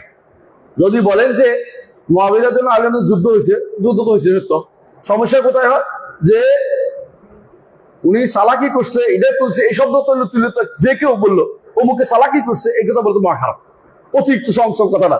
এই জন্য তিনি বলতেন যে, ইবনে তাইমিয়া বলছেন যে এর মধ্যে যেটা শুদ্ধ এটার মধ্যে কেউ বাড়াইছে কেউ কমাইছে, তো বাড়ানো কমানো মন্তব্য তো কোনোটাই গ্রহণযোগ্য হচ্ছে না। এরপরে বলছেন যে এর মধ্যে মুষ্টিমেয় যেটা শুদ্ধ আছে এইটার ব্যাপারে যিনি এই কাজটা করেছেন তার কাছে কোনো তাউইল আছে, তার কাছে একটা ব্যাখ্যা আছে, তিনি একটা শুদ্ধ ব্যাখ্যা নিয়ে কাজটা করেছেন, তার কাছে এইটা ধরা পড়েছে যে এটা করা দরকার, তিনি এটা করেছেন, বুঝে আসছে কথাটা? আর যে কোনো তাবিল করবে, ব্যাখ্যা করবে, অর্থাৎ তার একটা ইজতিহাদ করবে, সেখানে তার ভুল হইলে 100 আর শুদ্ধ হইলে 200। আপনার সামনে এখন অনেক কিছু হতে পারে, আমি হয়তো বলতে পারি যে সামনে এই ছেলেটা আমার মনে হয় আজকে মাগরিব আসর নামাজ পড়েনি, ধারণা করি কথা বলবেন এটা, কিন্তু যদি কোনো বলি যে এটা গুনাহ, কিন্তু বুঝছেন তো? যদি বলে যে ছেলেটা বোধ আজকে মাগরিব নামাজ পড়বে কিনা সন্দেহ আছে, তাই না? এখন এই শুরু হয়েছে ওই কথাবার্তা, এগুলি অনেক সময় মানুষের চিন্তা চেতনা থেকে চলে আসতে পারে। তো এইখানে আমি যেটা বলতে চাচ্ছি এটা হলো যে ইজতিহাদ যখন আসে কোনো মাসালাতে, তো সেখানে নিয়ম হচ্ছে যদি কেউ শুদ্ধ করে তখন 200 আর ভুল করলে 100। তো সাহাবায়ে কেরামের এই যদি কোনো ভুলও করে সব থেকে মারুম হচ্ছেন। আচ্ছা, এরপর তিনি বলেছেন, ইবনে বলতেছেন যে এরপর যদি কোনো এইটা হয় যে না একেবারে আমি কোনো কিছুই পাচ্ছি না, ওদের ভুল এটা ভালো কাজ করে না, কেন করলো, যদি এটা বলে কেউ, বলা উচিত না, যদি বলেও তখন বলতে হবে তাদের যে বিশাল নেকের ভান্ডার, এই নেকের ভান্ডারে এটা কিছুই না। বিশাল নদীতে আপনি টন টন নদীতে, আপনি যদি কোনো বঙ্গোপসাগরে টন টন ময়লা ফেলেন কি হইব? সারা বাংলাদেশের ময়লা ফেললে বা কি হইব? কিছু হইব না। তো সাহাবায়ে কেরামের যে মর্যাদা, এটার ভিতরে আপনি ওদের এই গুণাগুলি কিছুই না। এগুলি বলা, তারা বলেন যে এইটা এমন এক জিনিস লা তুকাদ্দির উদ্দিলা, যে কোনো আপনি বালতি ফেললে যে হ্যাঁ এটা ময়লা হবে এরকম কিছু না। এটা বিশাল এক জলাধার, যেখানে বালতি ফেললে ময়লা হয় না, মানে বালতি দিয়ে ময়লা হয় না, কিছু কাজ হবে না। এটা এই হচ্ছে তাদের অবস্থা। কারণ উম্মতের সবাই একমত যে রাসূলুল্লাহ সাল্লাল্লাহু আলাইহি ওয়াসাল্লাম এই হাদিসটি আপনি মনে করেন যেখানে তিনি বলছেন আমার সাহাবীদের ব্যাপারে তোমরা সাবধান হও, কারণ হ্যাঁ আমার এটা না, একটা হাদিস আছে যেখানে বলছে যে আমার সাহাবীদের ব্যাপারে তোমরা যদি কোনো উহুদ পাহাড় পরিমাণও ব্যয় করো, হ্যাঁ লাওয়ান্না আহাদাকুম আনফাকা মিসলা উহুদিন যাহাব, উহুদ পাহাড় পরিমাণ স্বর্ণ ব্যয় করলো, তাদের এক মুদ তো চিনছেন, এক মুদ পরিমাণ সদকা করার মতো তোমরা অর্জন করতে পারবে না। তো এখন এই জন্য ইমামরা বলে মুআবিয়া রাদিয়াল্লাহু আনহু রাসূলের সাথে যে যুদ্ধ করেছেন, রাসূলুল্লাহর সাথে ছিলেন, তার নাকে যে ধুলা বালি ঢুকছে, এইটা শত শত ওমর ইবনে আব্দুল আযীজ থেকে উত্তম। কথা বুঝছেন কিনা? সুতরাং যারা ওমর ইবনে আব্দুল আযীজের কথা বলে ওরা ভুলে যায় যে ওমর ইবনে আব্দুল আযীজ নিজেও একজন খলিফা হয়েছেন রাজবংশের। ওরা যত দুঃখ তো এখানেই যে কেন এটা রাজবংশের তো খলিফা, তো আপনি ওনাকে সম্মান করতেছেন কি জন্য? মুআবিয়া রাদিয়াল্লাহু আনহুকে অসম্মান করতেছেন কি জন্য? আপনার তো উচিত যে মুআবিয়া রাদিয়াল্লাহু আনহুকে সবার আগে সম্মান করা। এই জন্য তাদের মধ্যে যা যা ঘটেছে, আলী রাদিয়াল্লাহু আনহু এবং মুআবিয়া রাদিয়াল্লাহু আনহু তাদের ব্যাপারে কোনো কথা মন্তব্য করা নিষেধ। যে কেউ মন্তব্য করবে সে ব্যক্তি পথভ্রষ্ট হবে। কারণ এইটার আমাদের দিন তাদের মাধ্যমে এসেছে, আমরা দিনকে তাদের মাধ্যমে পেয়েছি। সুতরাং কেউ যদি এই মন্তব্য করে বুঝতে হবে যে তারা বিভ্রান্তি শুধু রচনা করতে যাচ্ছে, এবং এর মাধ্যমে কোনো ভালো কিছু আসবে না, ভালো কিছু কোনোদিন আসবে না। একজন সাহাবীর মর্যাদার কাছে সারা দুনিয়ার সমস্ত মুসলিমের মর্যাদা সমান হইতে পারে না, কোনোদিন হবে না। জি, এরপর পড়েন।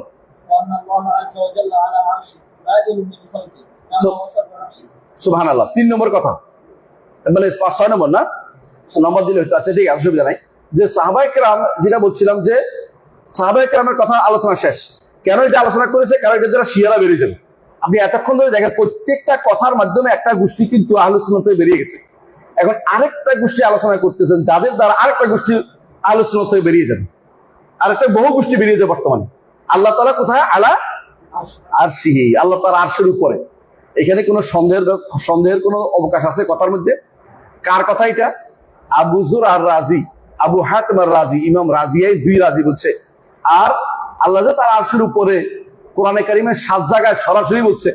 আল্লাহ বলছে সুম্মাস্তাওয়া আলাল আরশ, আর রহমানু আলাল আরশি ইস্তাওয়া। এখানে কোনো রকমের আর কোনো অর্থ করার সুযোগ নাই। এবং আল্লাহ তাআলা তার আরশের, এটা বহু হাদিস এবং দলিল দ্বারা প্রমাণিত। এটা আমাদের একটা গ্রন্থ আছে, রহমান আরশের উপরে উঠেছেন। কার কাছে আছে? মাশাআল্লাহ, পড়ছেন তাহলে বোঝা গেল, আলহামদুলিল্লাহ। বইটা না পড়লে ইমানিয়াতের শুদ্ধতা আসবে না। কারণ অনেকে মনে করে লুকোচুরি করে কোরআন।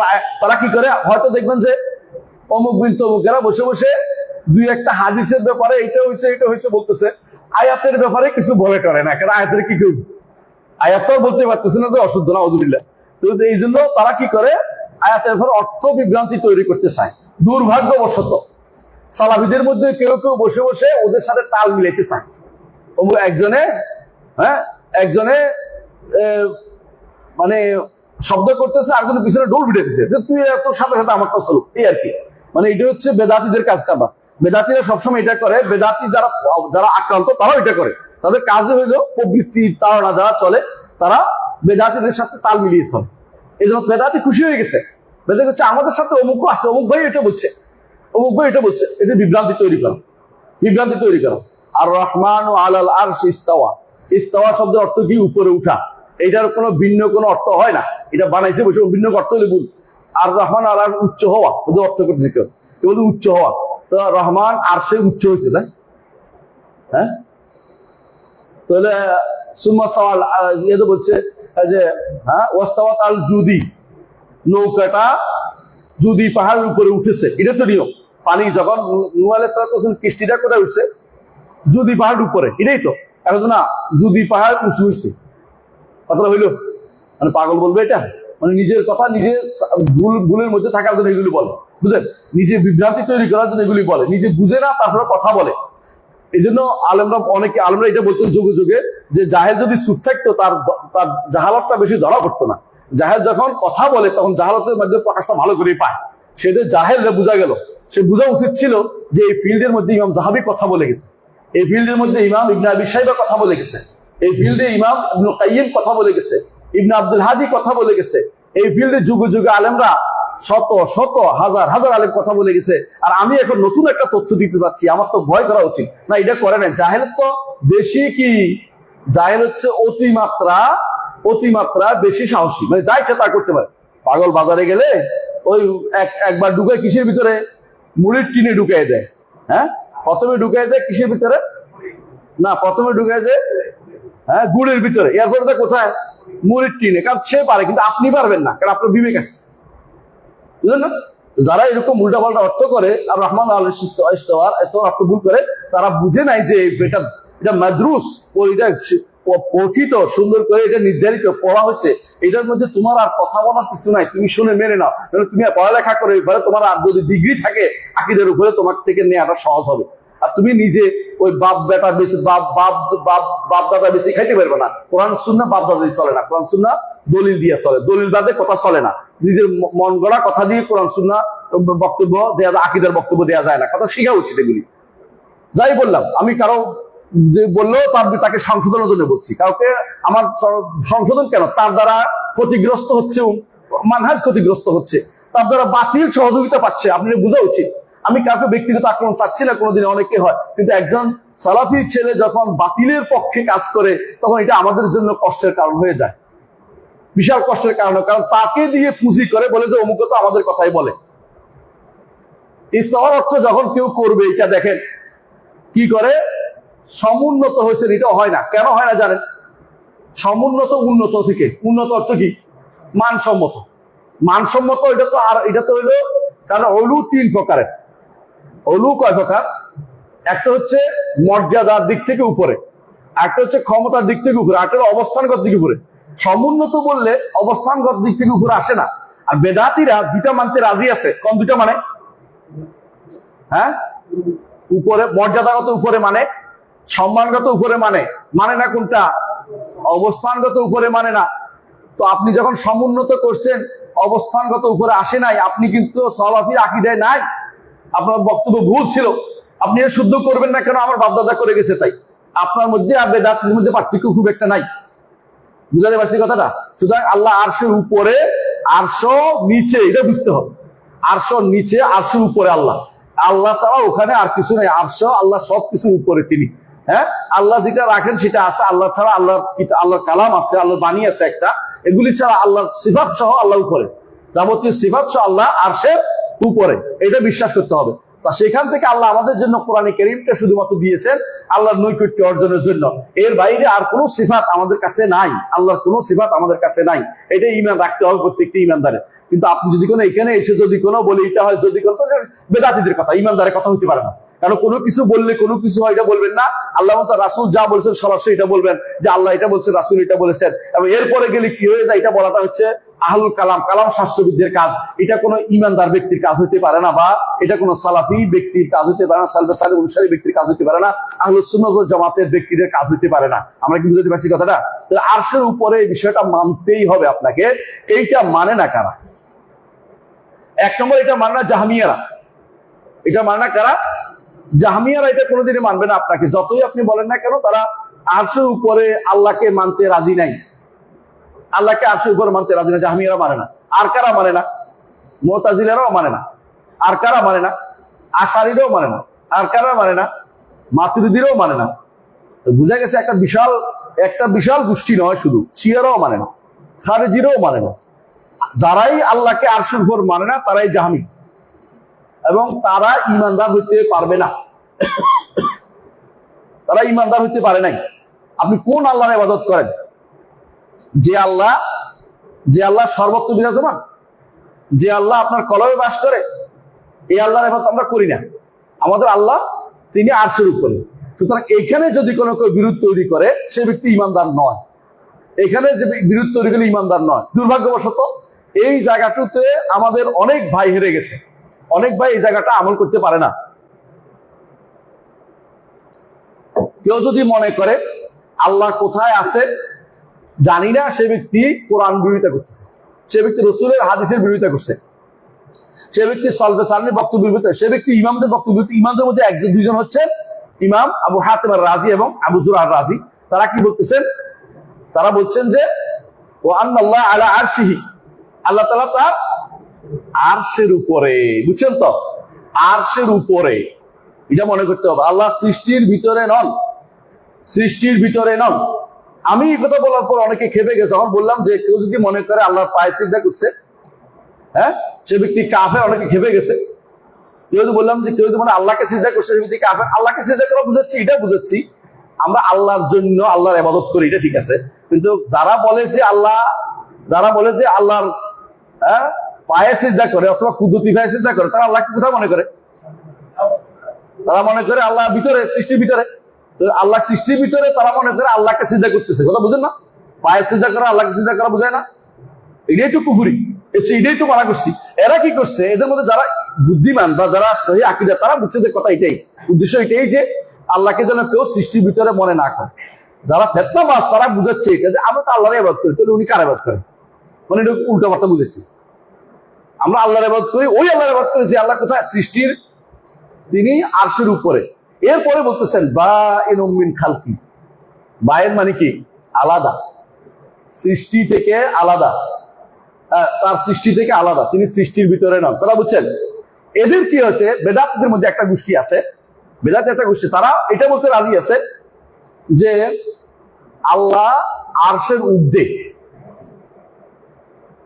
আরশের ঊর্ধ্বে বলতে তারা কি বুঝায় কন্ত? আরশের ঊর্ধ্বে হচ্ছে আরশে থাকা থেকে ঊর্ধ্বে। আমরা বলি না অমুকে এই কাজের ঊর্ধ্বে, মানে ওরা বুঝাতে চাচ্ছে এটা দিয়ে সালা শব্দ দিয়ে খেলে, এরকম বুঝাচ্ছে। মানে মুখাপেক্ষি শুধু না, ওখানে থাকার ঊর্ধ্বে, ওখানে থাকতে পারে না, এটা উদ্দেশ্য। মানে সালা কি করে শব্দটা ঠিকই রাখছে, যেহেতু সলবদের কোনো বক্তব্য আসছে, এখন বলে এটা উদ্দেশ্য হচ্ছে এটা, তিনি এটার ঊর্ধ্বে, মানে এটার দরকার নাই, মানে এই সালাই করতেছে। এই জন্য আপনাকে জানতে হবে, যখনই উম্মতের মধ্যে যখনই ফিতনা তৈরি করে স্পষ্ট করে দিতে হবে যে এই কথা বললে যদি এই অর্থ নেয় তাহলে সে ব্যক্তি পথভ্রষ্ট এবং সে ব্যক্তি কাফের হয়ে যাবে, যদি কোনো আল্লাহকে মনে করে আরশের উপর নাই, বরং আল্লাহ আরশের উপরে আছে। কিভাবে আছে আমরা বলি নেই। কেউ যদি বলে যে আল্লাহ আরশের উপর এইভাবে নাই, এইভাবে আছে, দুইটা কলা বেটা। কেউ যদি বলে যে তিনি আরশকে শুয়ে নাই অথবা তিনি আরশে তাকে স্পষ্ট করতেছেন না, এই জাতীয় বলাটাই বেদাত, এটাও বলা যাবে না। আল্লাহ আরশের উপরে একটুকু বলছে, কোরআন এবং সুন্নাহ একটুকু বেশি থাকতে হবে, এটা বলা যাবে না। আরশের থেকে তিনি বড় কিনা ছোট কিনা এই জাতীয় কথাগুলি হচ্ছে শয়তানদের কথা, এগুলি ইমানদারের কথা বলে না। আরশকে তাকে সই কিনা এগুলি বলা যাবে না, কারণ এগুলি এই অতিরিক্ত কথাগুলি শরীয়তে আসে নাই। আকীদার ক্ষেত্রে অতিরিক্ত কথা বলার কোনো সুযোগ নাই। তিনি আরশের উপরে বলেছি আমরা, উপরে থাকলেই কখনো কখনো সেটা নিচের সাথে লেগে থাকতে হয় না, এটা একটা কথা। কারণ হচ্ছে আসমান আমাদের উপরে, তাই না? তাই বলে কি জমিনের সাথে লেগে আছে? আমাদের মাথার সাথে আছে। সুতরাং আপনি যারা বলবে এটা যে যদি আরশের উপর হয় তাহলে আরশের হয় সমান হবে, নইলে আরশের থেকে একটু বড় হবে, নইলে আরশের থেকে একটু ছোট হবে, এই জাতীয় কথাগুলি কখন আসে? যখন সৃষ্টির উপরে তুলনা করে। কারণ আপনি যখন একটা চৌকির উপর থাকেন, চৌকির থেকে ছোট হবে না বড় হবে, নইলে সমান হবে, এই জাতীয় এটা আপনার আল্লাহর জন্য এটা আসবে না কেন? আমরা এটা বলি নাই যে আল্লাহ তাআলা আরশের উপরে বসে আছে, বুঝে আসছে কথাটা? আমরা এই কথা বলি না। হ্যাঁ, আল্লাহ তিনি হাসরের দিন কুরসির উপর বসবেন, হাদিস আসছে। যদি শুদ্ধ হয় তাহলে মানবো আমরা, শুদ্ধ না হলে এটা বলবো না। কিন্তু আল্লাহ আরশের উপর বসে আছেন কিন্তু আমরা বলি না, কারণ বসা কথাটা আসে নাই।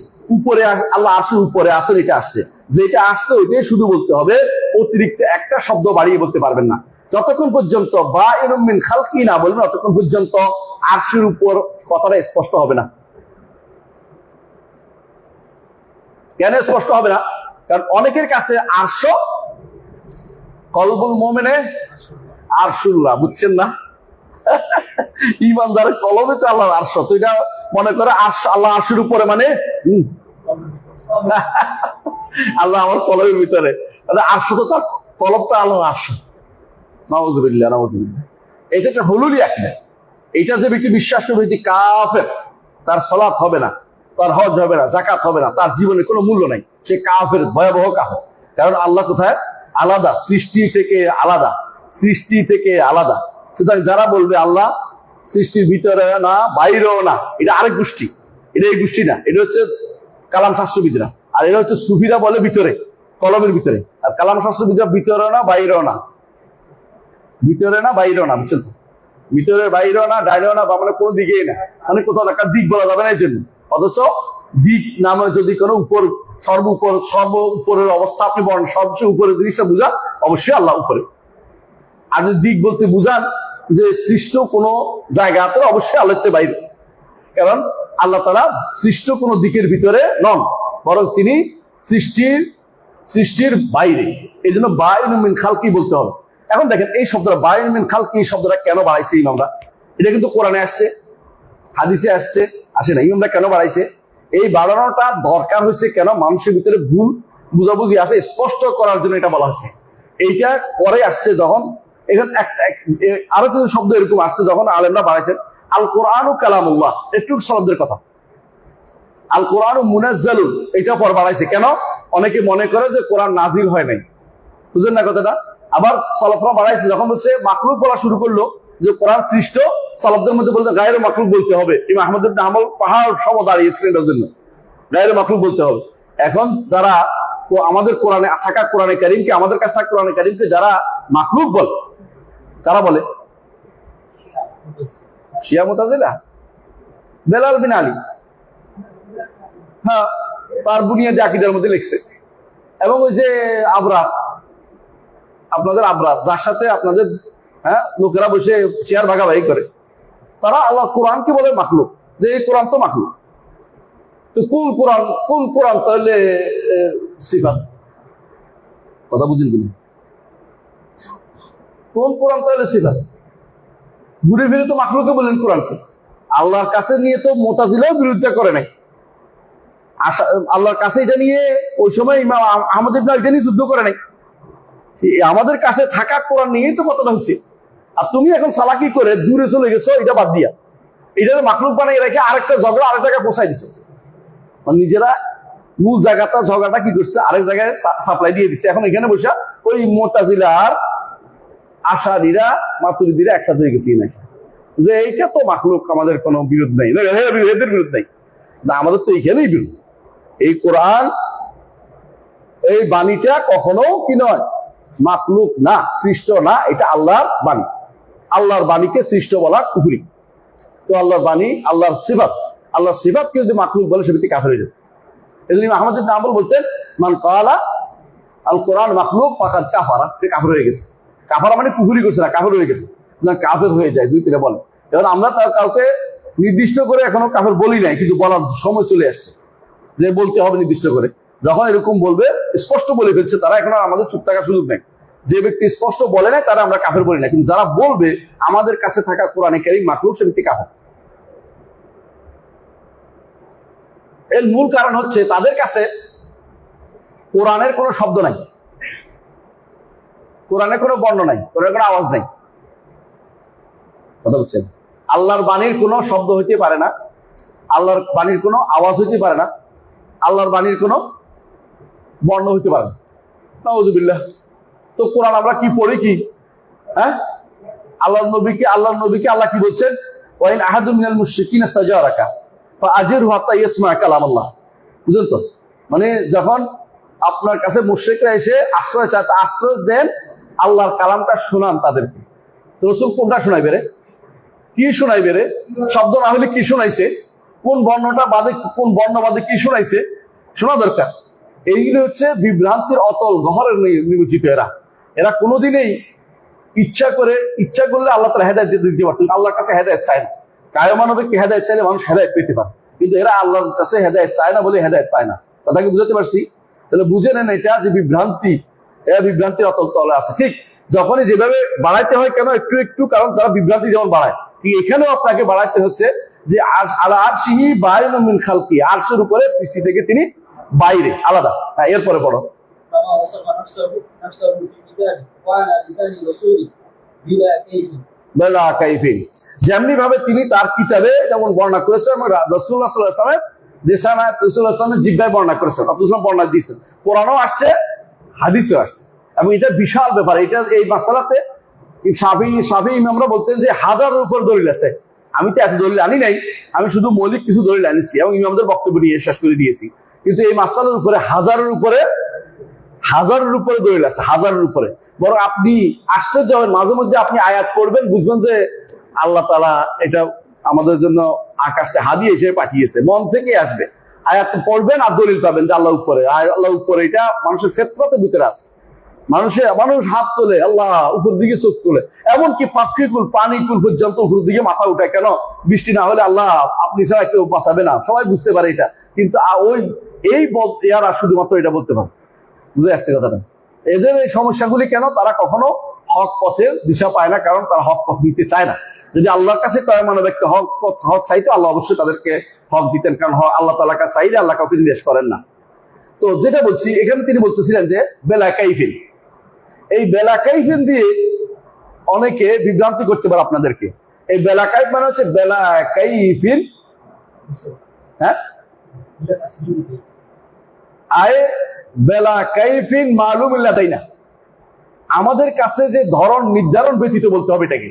আল্লাহ আরশের উপর আছে, কোন ধরনের কিভাবে আছেন জানি না, কিন্তু আরশের উপর আছে কিভাবে বলতে পারবেন না। আর যারা বলে বসে আছেন তার ধর্ম বানাইছে একটা, এই জন্য আমরা বসের কথা বলি না। এই বসে বলি না কেন? কেউ খেপে আছে, বসে বলতে হবে, কারণ তারা আগে বলেছে সমাসীন, এখন এটা সমাসীন, আসীন হলে তো বসে বসা, এটা বলা যাবে না। তারপর তারা কেউ এটা বসে আছে বলে এটা জন্য বসে আছে, অথচ ধরন নির্ধারণ করে যাচ্ছে। আর ধরন নির্ধারণ করা যাবে না। আপনি বলবেন যে আল্লাহ আরশের উপর আছেন, কিভাবে আছেন জানি না, কিভাবে আছেন জানি না। আরশের উপর উঠেছেন কিভাবে সেটাও জানি না, উঠেছেন তিনি কিভাবে উঠেছেন জানি না। উপরে থাকা এক গুণ, আর উপরে উঠা আরেক গুণ। উপরে থাকা এটা আল্লাহর সিফাত জাতিয়া, সত্তাগত গুণ, আর উপরে উঠা এটা হচ্ছে আল্লাহর কর্মগত গুণ, ফেলিয়া, সিফাত ফেলিয়া। এই দুইটা গুণ এখানে আছে। এই দুইটা গুণের ব্যাপারেই আশারি মাতুরিদিরা মানে না, মুতাজিলারা মানে না, জাহমিয়ারা মানে না, এটা আমাদের দেশে সুফিরা মানে না, দেওবন্দিরা মানে না, বেরলভীরা মানে না। এখানে শুধুমাত্র আল্লাহ তাআলা খুল্লাস যারা আহলে সুন্নাত ওয়াল জামাত সহিহ আকীদা ও মানহাজের অনুসারী, তারাই শুধুমাত্র এটা মানে। যারা আহলুল হাদিস ও মুহাদ্দিসদের পথের অনুসারী, পদাঙ্ক অনুসরণকারী, ইমাম আবু হাতিম এবং আবু যুরআ রাজির বক্তব্য যারা ভালোবাসে, যাদেরকে ইমাম মুহাদ্দিসদের যারা ভালোবাসে, তারাই শুধুমাত্র এই পথে চলতে পেরেছে। আর বিভ্রান্তরা এই পথে কোনোদিন চলতে পারে না। হ্যাঁ, এরপর أحاط بكل شيء علما ليس كمثله شيء وهو السميع البصير। তাই আহাতা বিকুল্লি শাইইন ইলমা, আল্লাহ তাআলা সবকিছু ঘিরে রেখেছেন। ইলমান না বললে আপনি হয়তো বলতেন যে ঘিরে রেখেছেন মানে আপনি হাত দিয়ে ঘিরে রেখেছেন বলে বলতেন না, তিনি ইলম দিয়ে সবকিছু ঘিরে রেখেছেন। আপনি এটা মনে রাখতে হাত দিয়ে ঘিরে রাখার জিনিস না। আল্লাহ তাআলা মুহিত, ইন্নাহু বিকুল্লি শাইইন মুহিত, সবকিছু নিয়ে পরিবেষ্টন করে আছেন। এই কথা কারো মাথায় আসতে পারে যে তাহলে বুঝি পরিবেষ্টন করে আছেন মানে ঘিরে রাখছেন এমনি, এই যদিও এই জন্য আল্লাহ বলে দিয়েছেন ইলমা, ইলম দিয়ে, অর্থাৎ তার জ্ঞানের বাইরে কিছু যেতে পারে না। যেমন তিনি অন্য আয়াতে বলেছেন কি লা ইয়াযুবু আন রাব্বিহি মিসকাল যারাতিন ফিস সামাওয়াতি ওয়া ফিল আরদ, আসমান জমিনের সামান্যতম যাররা পরিমাণ, যাররা অর্থ কি রে? রাই পরিমাণ, সরিষা পরিমাণ। কারণ বর্তমান অণু তো তখন ছিল না, এজন্য কেউ অনুজন অনুবাদ না করেন বলে অনুবাদ করবেন না। হ্যাঁ, রাই পরিমাণ জিনিস তখনকার দিনে যা প্রচলিত ছিল সেটাই বলবেন। রাই পরিমাণ জিনিসও আল্লাহ তাআলার আল্লাহ তাআলার ইলমের বাইরে নয়। রাই পরিমাণ জিনিসও আল্লাহ তাআলার ইলমের বাইরে নয়। সবকিছুকে তিনি কি আছেন? ঘিরে রেখেছেন ইলম দিয়ে। তার ইলমের বাইরে কিছু যায় না, কোনো কিছু যায় না। আপনি অন্ধকার রাত্রিতে কালো পিঁপড়ার উপরে, কালো পিঁপড়া যদি কোনো কালো পাথরের উপর দিয়ে কালো পিঁপড়া দিয়ে হেঁটে যায়, আল্লাহ দেখতে পান না? দেখতে পান না? দেখতে পান। জানতে পারেন কিনা? জানতে পারেন। অর্থাৎ অন্ধকার রাত্রিতে, অমাবস্যার রাত্রিতে কালো পাথরের উপরে কালো পিঁপড়া হেঁটে গেল, আল্লাহ দেখেন না? অন্ধকার জমিনের কোথায় কি আছে কোরআন কারীমে আল্লাহ এটা বলেছেন যে ওয়ালা রাব্বুন ওয়ালা ইয়াফসিল ইল্লা ফি কিতাবিম মুবিন, সবই আল্লাহ লিখিত। শুধু তিনি জানেন তা নয়, কি এই কাজটা হবে এটা লিখছেন, এই কাজটা হওয়া চান, তার চাওয়ার বাইরে হাঁটতেও পারে না পিঁপড়া। তিনি হাঁটতে বলছেন বলেই হাঁটে, হাঁটা লিখছেন বলেই হাঁটে।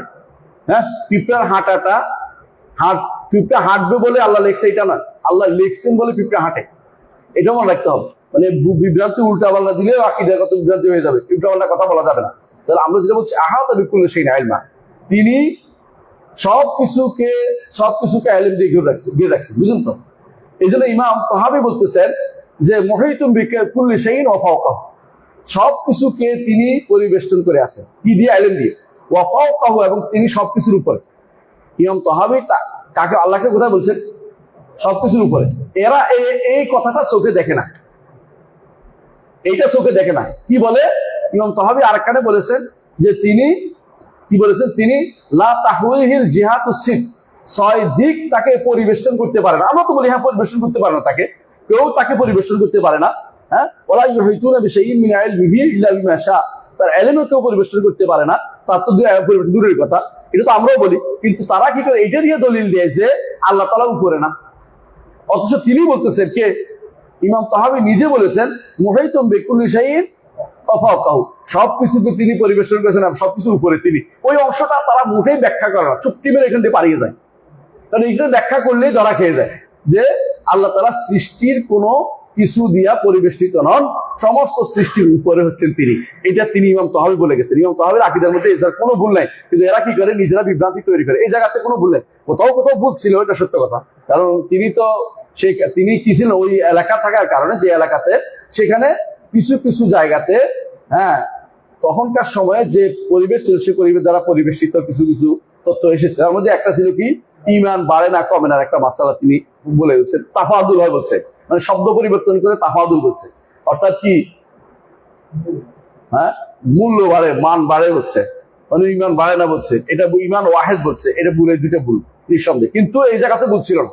আল্লাহকে আরশের উপর মানার ক্ষেত্রে ইমাম তাহাবীর কোনো ভুল ছিল না। কিন্তু এরা ইমাম তাহাবীর বক্তব্য দিয়ে, এক অংশের বক্তব্য দিয়ে এই অংশকে চুক্তি মেরে রেখে দিয়ে ওইটা সাব্যস্ত করতে চায় যে ইমাম তাহাবী আরশের উপর আল্লাহকে সাব্যস্ত করে না, ইমাম তাহাবী আল্লাহকে আরশের উপর সাব্যস্ত করেছেন। এবং এটা ইমামদের সবার বক্তব্য ছিল, যে ব্যক্তি এইটা বলবে না সে ব্যক্তি ইমাম হইতে পারবে না। ইমাম আবু হানিফা রাহমাতুল্লাহ নিজেও এটাই বলেছেন, তিনি আরশের উপরে। কারণ বলা হয়েছে তাকে যে তখন এটা বলা হলো যে ব্যক্তি বলবে যে আল্লাহ আরশের উপরে না, আল্লাহ কোথায় আছে জানি না, সে ব্যক্তি কাফের। যে ব্যক্তি বলবে আরশ কোথায় আছে জানি না, সে ব্যক্তি কাফের। কারণ আরশ উপরে আল্লাহ তাআলা, আরশ সবকিছুর উপরে, এটা স্পষ্ট।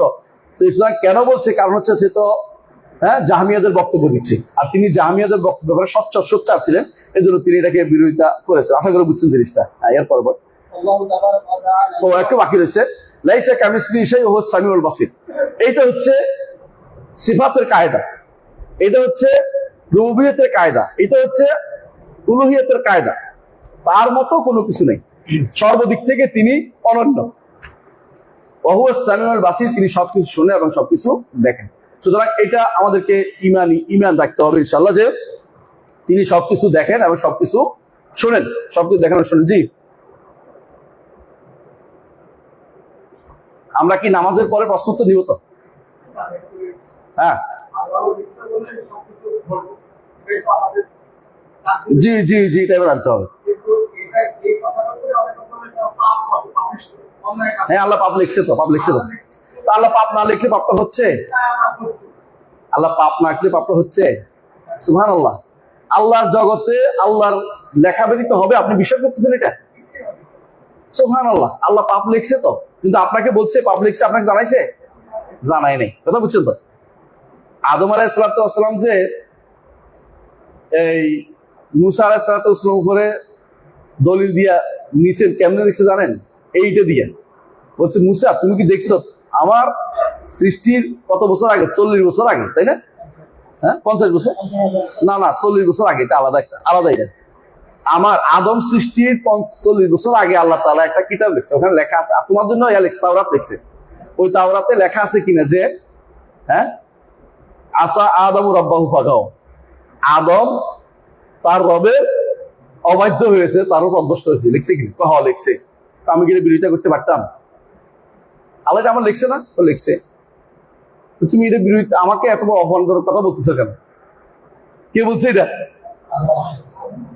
আদম বলছে কারে? মুসাকে। এই জন্য রাসূলুল্লাহ সাল্লাল্লাহু আলাইহি ওয়াসাল্লাম বলছে আদম মুসাকে ঠকাই দিল, পরাজিত করলো। এই যে কথাটা বলছে ইহতাজ্জা আদম আলা মুসা কে এই কারণে করতে যে আদম মুসা বলছে এই কারণ, কারণ এই কথাটা আবার বুঝাইলো যে আল্লাহ সবই লিখছেন। আমি যেহেতু জানতাম না, এটা তিনি জানতেন না, তো তিনি তখন ভুল করেছেন, তওবা করেছেন, ইস্তেগফার করেছেন, কিন্তু আল্লাহ এটা লিখছেন। আল্লাহ না লিখলে এটা হয় না। আপনি গুনাহ করেন যে আল্লাহ লেখেন না, এটা বলতে পারেন না। এই জন্য একবার ইমাম আবু ইসহাক আল আসরাইলি মনে হয়, ওনার কাছে এক মুতাজিলা ইমাম আসছে, আয়েশা বলতে সুবহান মান তানাজ্জা আল ফাহশা, ওই আল্লাহর পবিত্রতা ঘোষণা করছে যিনি যাবতীয় অশ্লীলতা থেকে মুক্ত। উদ্দেশ্য কি বুঝছেন? আল্লাহ এগুলি লেখে নাই, এগুলি হয় নাই, এগুলি মানুষে করে। মুতাজিলাদের কথা, কাদারিয়াদের কথা, বুঝছেন তো? যে আল্লাহ লেখে নাই, আমরা এটি করতেছি, মানে নিজের ইয়া দেখানোর জন্য, ক্ষমতা দেখানোর জন্য আমরা করি, আমরা ভুল করেছি, আল্লাহ লেখে নাই, আল্লাহ না লেখলে হয়েছি না। তো ইমাম বুঝছে, আবু ইসহাক আসরাইনি বুঝছে যে এই বেটা তো এখন ইচ্ছা করে এটা করছে। তিনি বলেন সুবহান আল্লাহ ইয়াকুনু ফি মুলকি ইল্লা মা ইয়াশা, ওই আল্লাহর পবিত্রতা ঘোষণা করছি যার রাজত্বে তিনি চাওয়া ব্যতীত কিছু হয় না। কথা বুঝছেন তো? আপনি যেটা বলছেন আর বুঝছেন তো উদ্দেশ্যটা স্পষ্ট হয়েছে? কিন্তু আমি তো জানি না, আমাকে তো এটা বলতে বলে নাই। হ্যাঁ অবশ্যই বনি আদমের রাসূল সাল্লাল্লাহু আলাইহি ওয়াসাল্লাম বলছেন বনি আদমের কুতিবালাউ হাজ্জুম মিনাজ জিনা, একটু জিনা লেখাই হয়েছে, এটা বাঁচতে পারবে না কেউ। আপনি রাস্তা বেরোলে মহিলা একটা দিকে তাকান না, চোখ পড়ে না, এটা চোখে জিনা হয় না? অন্তরের মধ্যে কোনো উল্টাপাল্টা কথা আসে না? এটা অন্তর, আপনি যদি মনে করেন যে এটা আল্লাহ লেখে না, এমনি হয়ে যায়, আল্লাহর জগতে আল্লাহ না লিখলে কিছু হয়, কিন্তু আপনি তো মুতাজিলা হয়ে গেছেন ভাই। এটা কথা বুঝছেন কিনা? এই জন্য মনে রাখবেন, হ্যাঁ আল্লাহ তো আমাকে এটা থেকে নিষেধ করেছে, তারপরে হইলে আমি কি করবো? তওবা করব। এটা হলো নিয়ম। আদম আলাইহিস সালাম আল্লাহ লিখছে যে আদম এই গাছ থেকে খাবেন, আবার নিষেধও করছে। এটা মিলাইতে হবে আপনার, এমনি মিলাবেন যে লেখছে যে এটা তো জানাই না আদমকে বলছে সাবধান, এই গাছের কাছে যেও না, কিন্তু আদম এটা যাবে। এরপরটা কিন্তু আদম যাইয়া বলতে পারবে না আপনি গাছটা এখানে কেন রাখলেন, বলতে পারবে না। কি বলবে? রব্বানা যালামনা আনফুসানা। আর আদম দেখবে যে বিনয় হয়েছে কিনা, আল্লাহ দেখবে যে আমার বান্দা গুনাহ করে আমার কাছে তওবা করেছে, আমি তারা ক্ষমা করব। কিন্তু গুনাহটা তার জন্য লিখছি। আর যদি বলেন যে আল্লাহ না লিখলে কি করছি নাকি, আল্লাহ লিখছে বলে তো করছি, দোষটা দিবেন একটা উল্টা, তখন আপনার জন্য কি? ইবলিস বলছে রব্বে বিমা আগওয়াইতানি, আল্লাহ আপনি আমারে পথভ্রষ্ট করে দিলেন, এই জন্য আল্লাহ তারে জাহান্নামে দিবেন। কথা বলছেন তো? এই জন্য আপনাকে মনে রাখতে হবে আল্লাহর জগতে আল্লাহর ইচ্ছা চাওয়া, আল্লাহর লেখা ব্যতীত কিছু ঘটে না। আল্লাহ সব সিদ্ধান্ত নিচ্ছে। আমি যে কথা বলবো আপনি পছন্দ করবেন, এটা লিখছে। জি পড়ো। الله تبارك وتعالى يرى في الآخرة ويراه أهل الجنة بأبصارهم ويسمعون كلامه كيف شاء وكما شاء। এখানে আমরা থামবো ইনশাআল্লাহ। আল্লাহ তাআলা ইউরা ফিল আখিরা, আল্লাহ তাআলাকে আখিরাতে দেখা যাবে। এই জায়গাতে বিরোধিতা কারা করে বলতে পারবেন? মুতাজিলারা। এক কথা তো বলে দিলেন মুতাজিলা, আর কেউ নাই? হ্যাঁ, আশারীরাও বিরোধিতা করে, মুখে বলে দেখা যাবে। তো দুনিয়াতে তারা আল্লাহকে উপরে সাব্যস্ত করছে। আল্লাহকে কেউ যদি দেখতে হয় সামনের দিক আছে, আপনি যতই বলেন না কেন, কাউকে দেখতে হলে দিক হয় না। দুনিয়াতে সারাদিন বিরোধিতা করছে যে আল্লাহ কোনো উপরের দিকে নাই, বুঝতে পারে ভাই? এই জন্য তারা সিদ্ধান্ত নিছে যে আল্লাহকে আখিরাতে দেখা যাবে, মানে উপলব্ধি করা যাবে, এক অর্থ। আরেক অর্থ হচ্ছে আল্লাহকে ভালো করে জানা যাবে, দুই অর্থ। হ্যাঁ বুঝে আসছে কথাটা? মানে আল্লাহকে জানবে, আল্লাহকে উপলব্ধি করবে, কিন্তু জাস্ট যে দেখার কথা বলি আমরা, ওই দেখা নয়, উদ্দেশ্য নয়। তাহলে ঘুরে ফিরে কার কথা হয়েছে? মুতাজিলাদের কথা হয়েছে। কারণ আমার নবী বলছেন ইন্নাকুম সাতারাউনা রাব্বাকুম, তোমরা অবশ্যই তোমাদের রবকে দেখবে, কামা তারাউনাল বাদরা ফি লাইলাতিল কামারা ফি লাইলাতিল বদর, বদর রাত্রিতে যেভাবে চাঁদকে দেখো সেভাবে তোমরা দেখতে পারো। অর্থ কি? আলো। এবং তারা বলছে, আর হাদিসে আসছে ইন্নাকুম সাতারাউনা রাব্বাকুম আইয়ানান, চোখ দিয়ে দেখতে পাবে, এটাও আসছে হাদিসে। এবারে বিস্তারিত আলোচনা করেছে অন্য জায়গায়, আপনি দেখছেন। এর অর্থ হচ্ছে, আমি হাদিস বিশ্বকোষের দ্বিতীয় খণ্ডে এটা আলোচনা করেছি, দেখেন বিস্তারিত লম্বা হাদিস দলিলগুলো আনছি। এর অর্থ হচ্ছে হাদিস স্পষ্ট বলছেন যে কিভাবে দেখেন। এমনকি এটাও বলছে লা তুদাম্মুনা ফি রুইয়াতি, তাকে দেখতে তোমাদের কোনো অসুবিধা হবে না, যেমন ভাবে তোমরা স্বচ্ছ আলো দেখ, তারপরেও তারা বলে যে না, দেখা অর্থ উপলব্ধি করা, যত অর্থ অন্তরে আল্লাহর মারিফত হাসিল হইবে, মানে যা জ্ঞান অর্জিত হইবে। তো দুনিয়ার আকারের পার্থক্য হলো কি, যদি পার্থক্য উপলব্ধি, এখন তো কি উপলব্ধি অর্জিত হচ্ছে না নাকি? মানে এই হচ্ছে বিভ্রান্তি। এরা ঘুরে ফিরে মুতাজিলাদের কথাই বলে। এরা কেন বলে, এটা এখানে কেন আনে জানেন? কারণ আল্লাহকে দেখা হচ্ছে আখিরাতে সবচেয়ে বড় নেয়ামত, আর দুনিয়াতে আল্লাহকে জানা হচ্ছে সবচেয়ে বড় নেয়ামত। তো আখিরাতে আল্লাহকে যে ব্যক্তি দেখতে পাবে না, তার চেয়ে সবচেয়ে মানে হতভাগা আর কেউ নাই। এই জন্য আল্লাহ তাআলা কোরআনে কারীম বলেছেন, যারা কাফের তারা আল্লাহকে দেখতে পাবে না। কাল্লা ইন্নাহুম আন রাব্বিহিম ইয়াওমা ইযিন লামাহজুবুন। কখনো নয়, তারা তাদের রব থেকে সেদিন মাহজুব থাকবে, মানে পর্দাতে থাকবে। রবে তাকে তাদের দেখা দিবেন না, তাদের আনন্দ পাবে না। আর আনন্দ পাবো আমরা ইনশাআল্লাহ আল্লাহ জান্নাতে নিলে। আল্লাহকে দেখে আমরা সমস্ত নেয়ামতকে ভুলে যাব। জান্নাতের নেয়ামত হচ্ছে বড় নেয়ামত কি? আল্লাহকে দেখে। এই জন্য প্রতিদিন সকালে আমরা দোয়া করি, ওয়াসআলুকা লাযাতান নাযর ইলা ওয়াজহিকাল কারীম ওয়াশ-শাওকা ইলা লিকাইকা মিন গায়রি দাররা মুদিরা ওয়ালা ফিতনাতি মুদিল্লা। এই যে দোয়াটা আমরা প্রতিদিন করি না, এই দোয়াটা কেন করি? কারণ এটা হচ্ছে আমাদের সকাল বিকালের তামান্না, আশা, যে আল্লাহকে দেখব, যে আল্লাহ আমাকে সৃষ্টি করেছেন, নেয়ামত দিয়েছেন, যে আল্লাহ আমার চাহিদা পূরণ করেছেন, যে আল্লাহ আমাকে জান্নাত দিবেন, যে আল্লাহ জান্নাত দিয়ে সর্বোচ্চ জিনিস দিয়েছেন। এত কিছু দেওয়ার পর তাকে দেখতে পাবো না, এই হতভাগা আমি হতে চাই না। আমি আল্লাহকে দেখতে চাই। সকাল বিকাল দোয়ার মধ্যে এটা অবশ্যই আপনার থাকবে। কিন্তু যারা আল্লাহকে দেখতে চায় না চোখ দিয়ে, তারা কি দিয়ে দেখবে? বুঝলেন না? এরা হচ্ছে বিভ্রান্ত। আমাদের দেশে এই রোগগুলির সংখ্যাই অনেক বেশি। তারা জিজ্ঞাসা করলে ভালো করে, আল্লাহকে কি দেখবেন?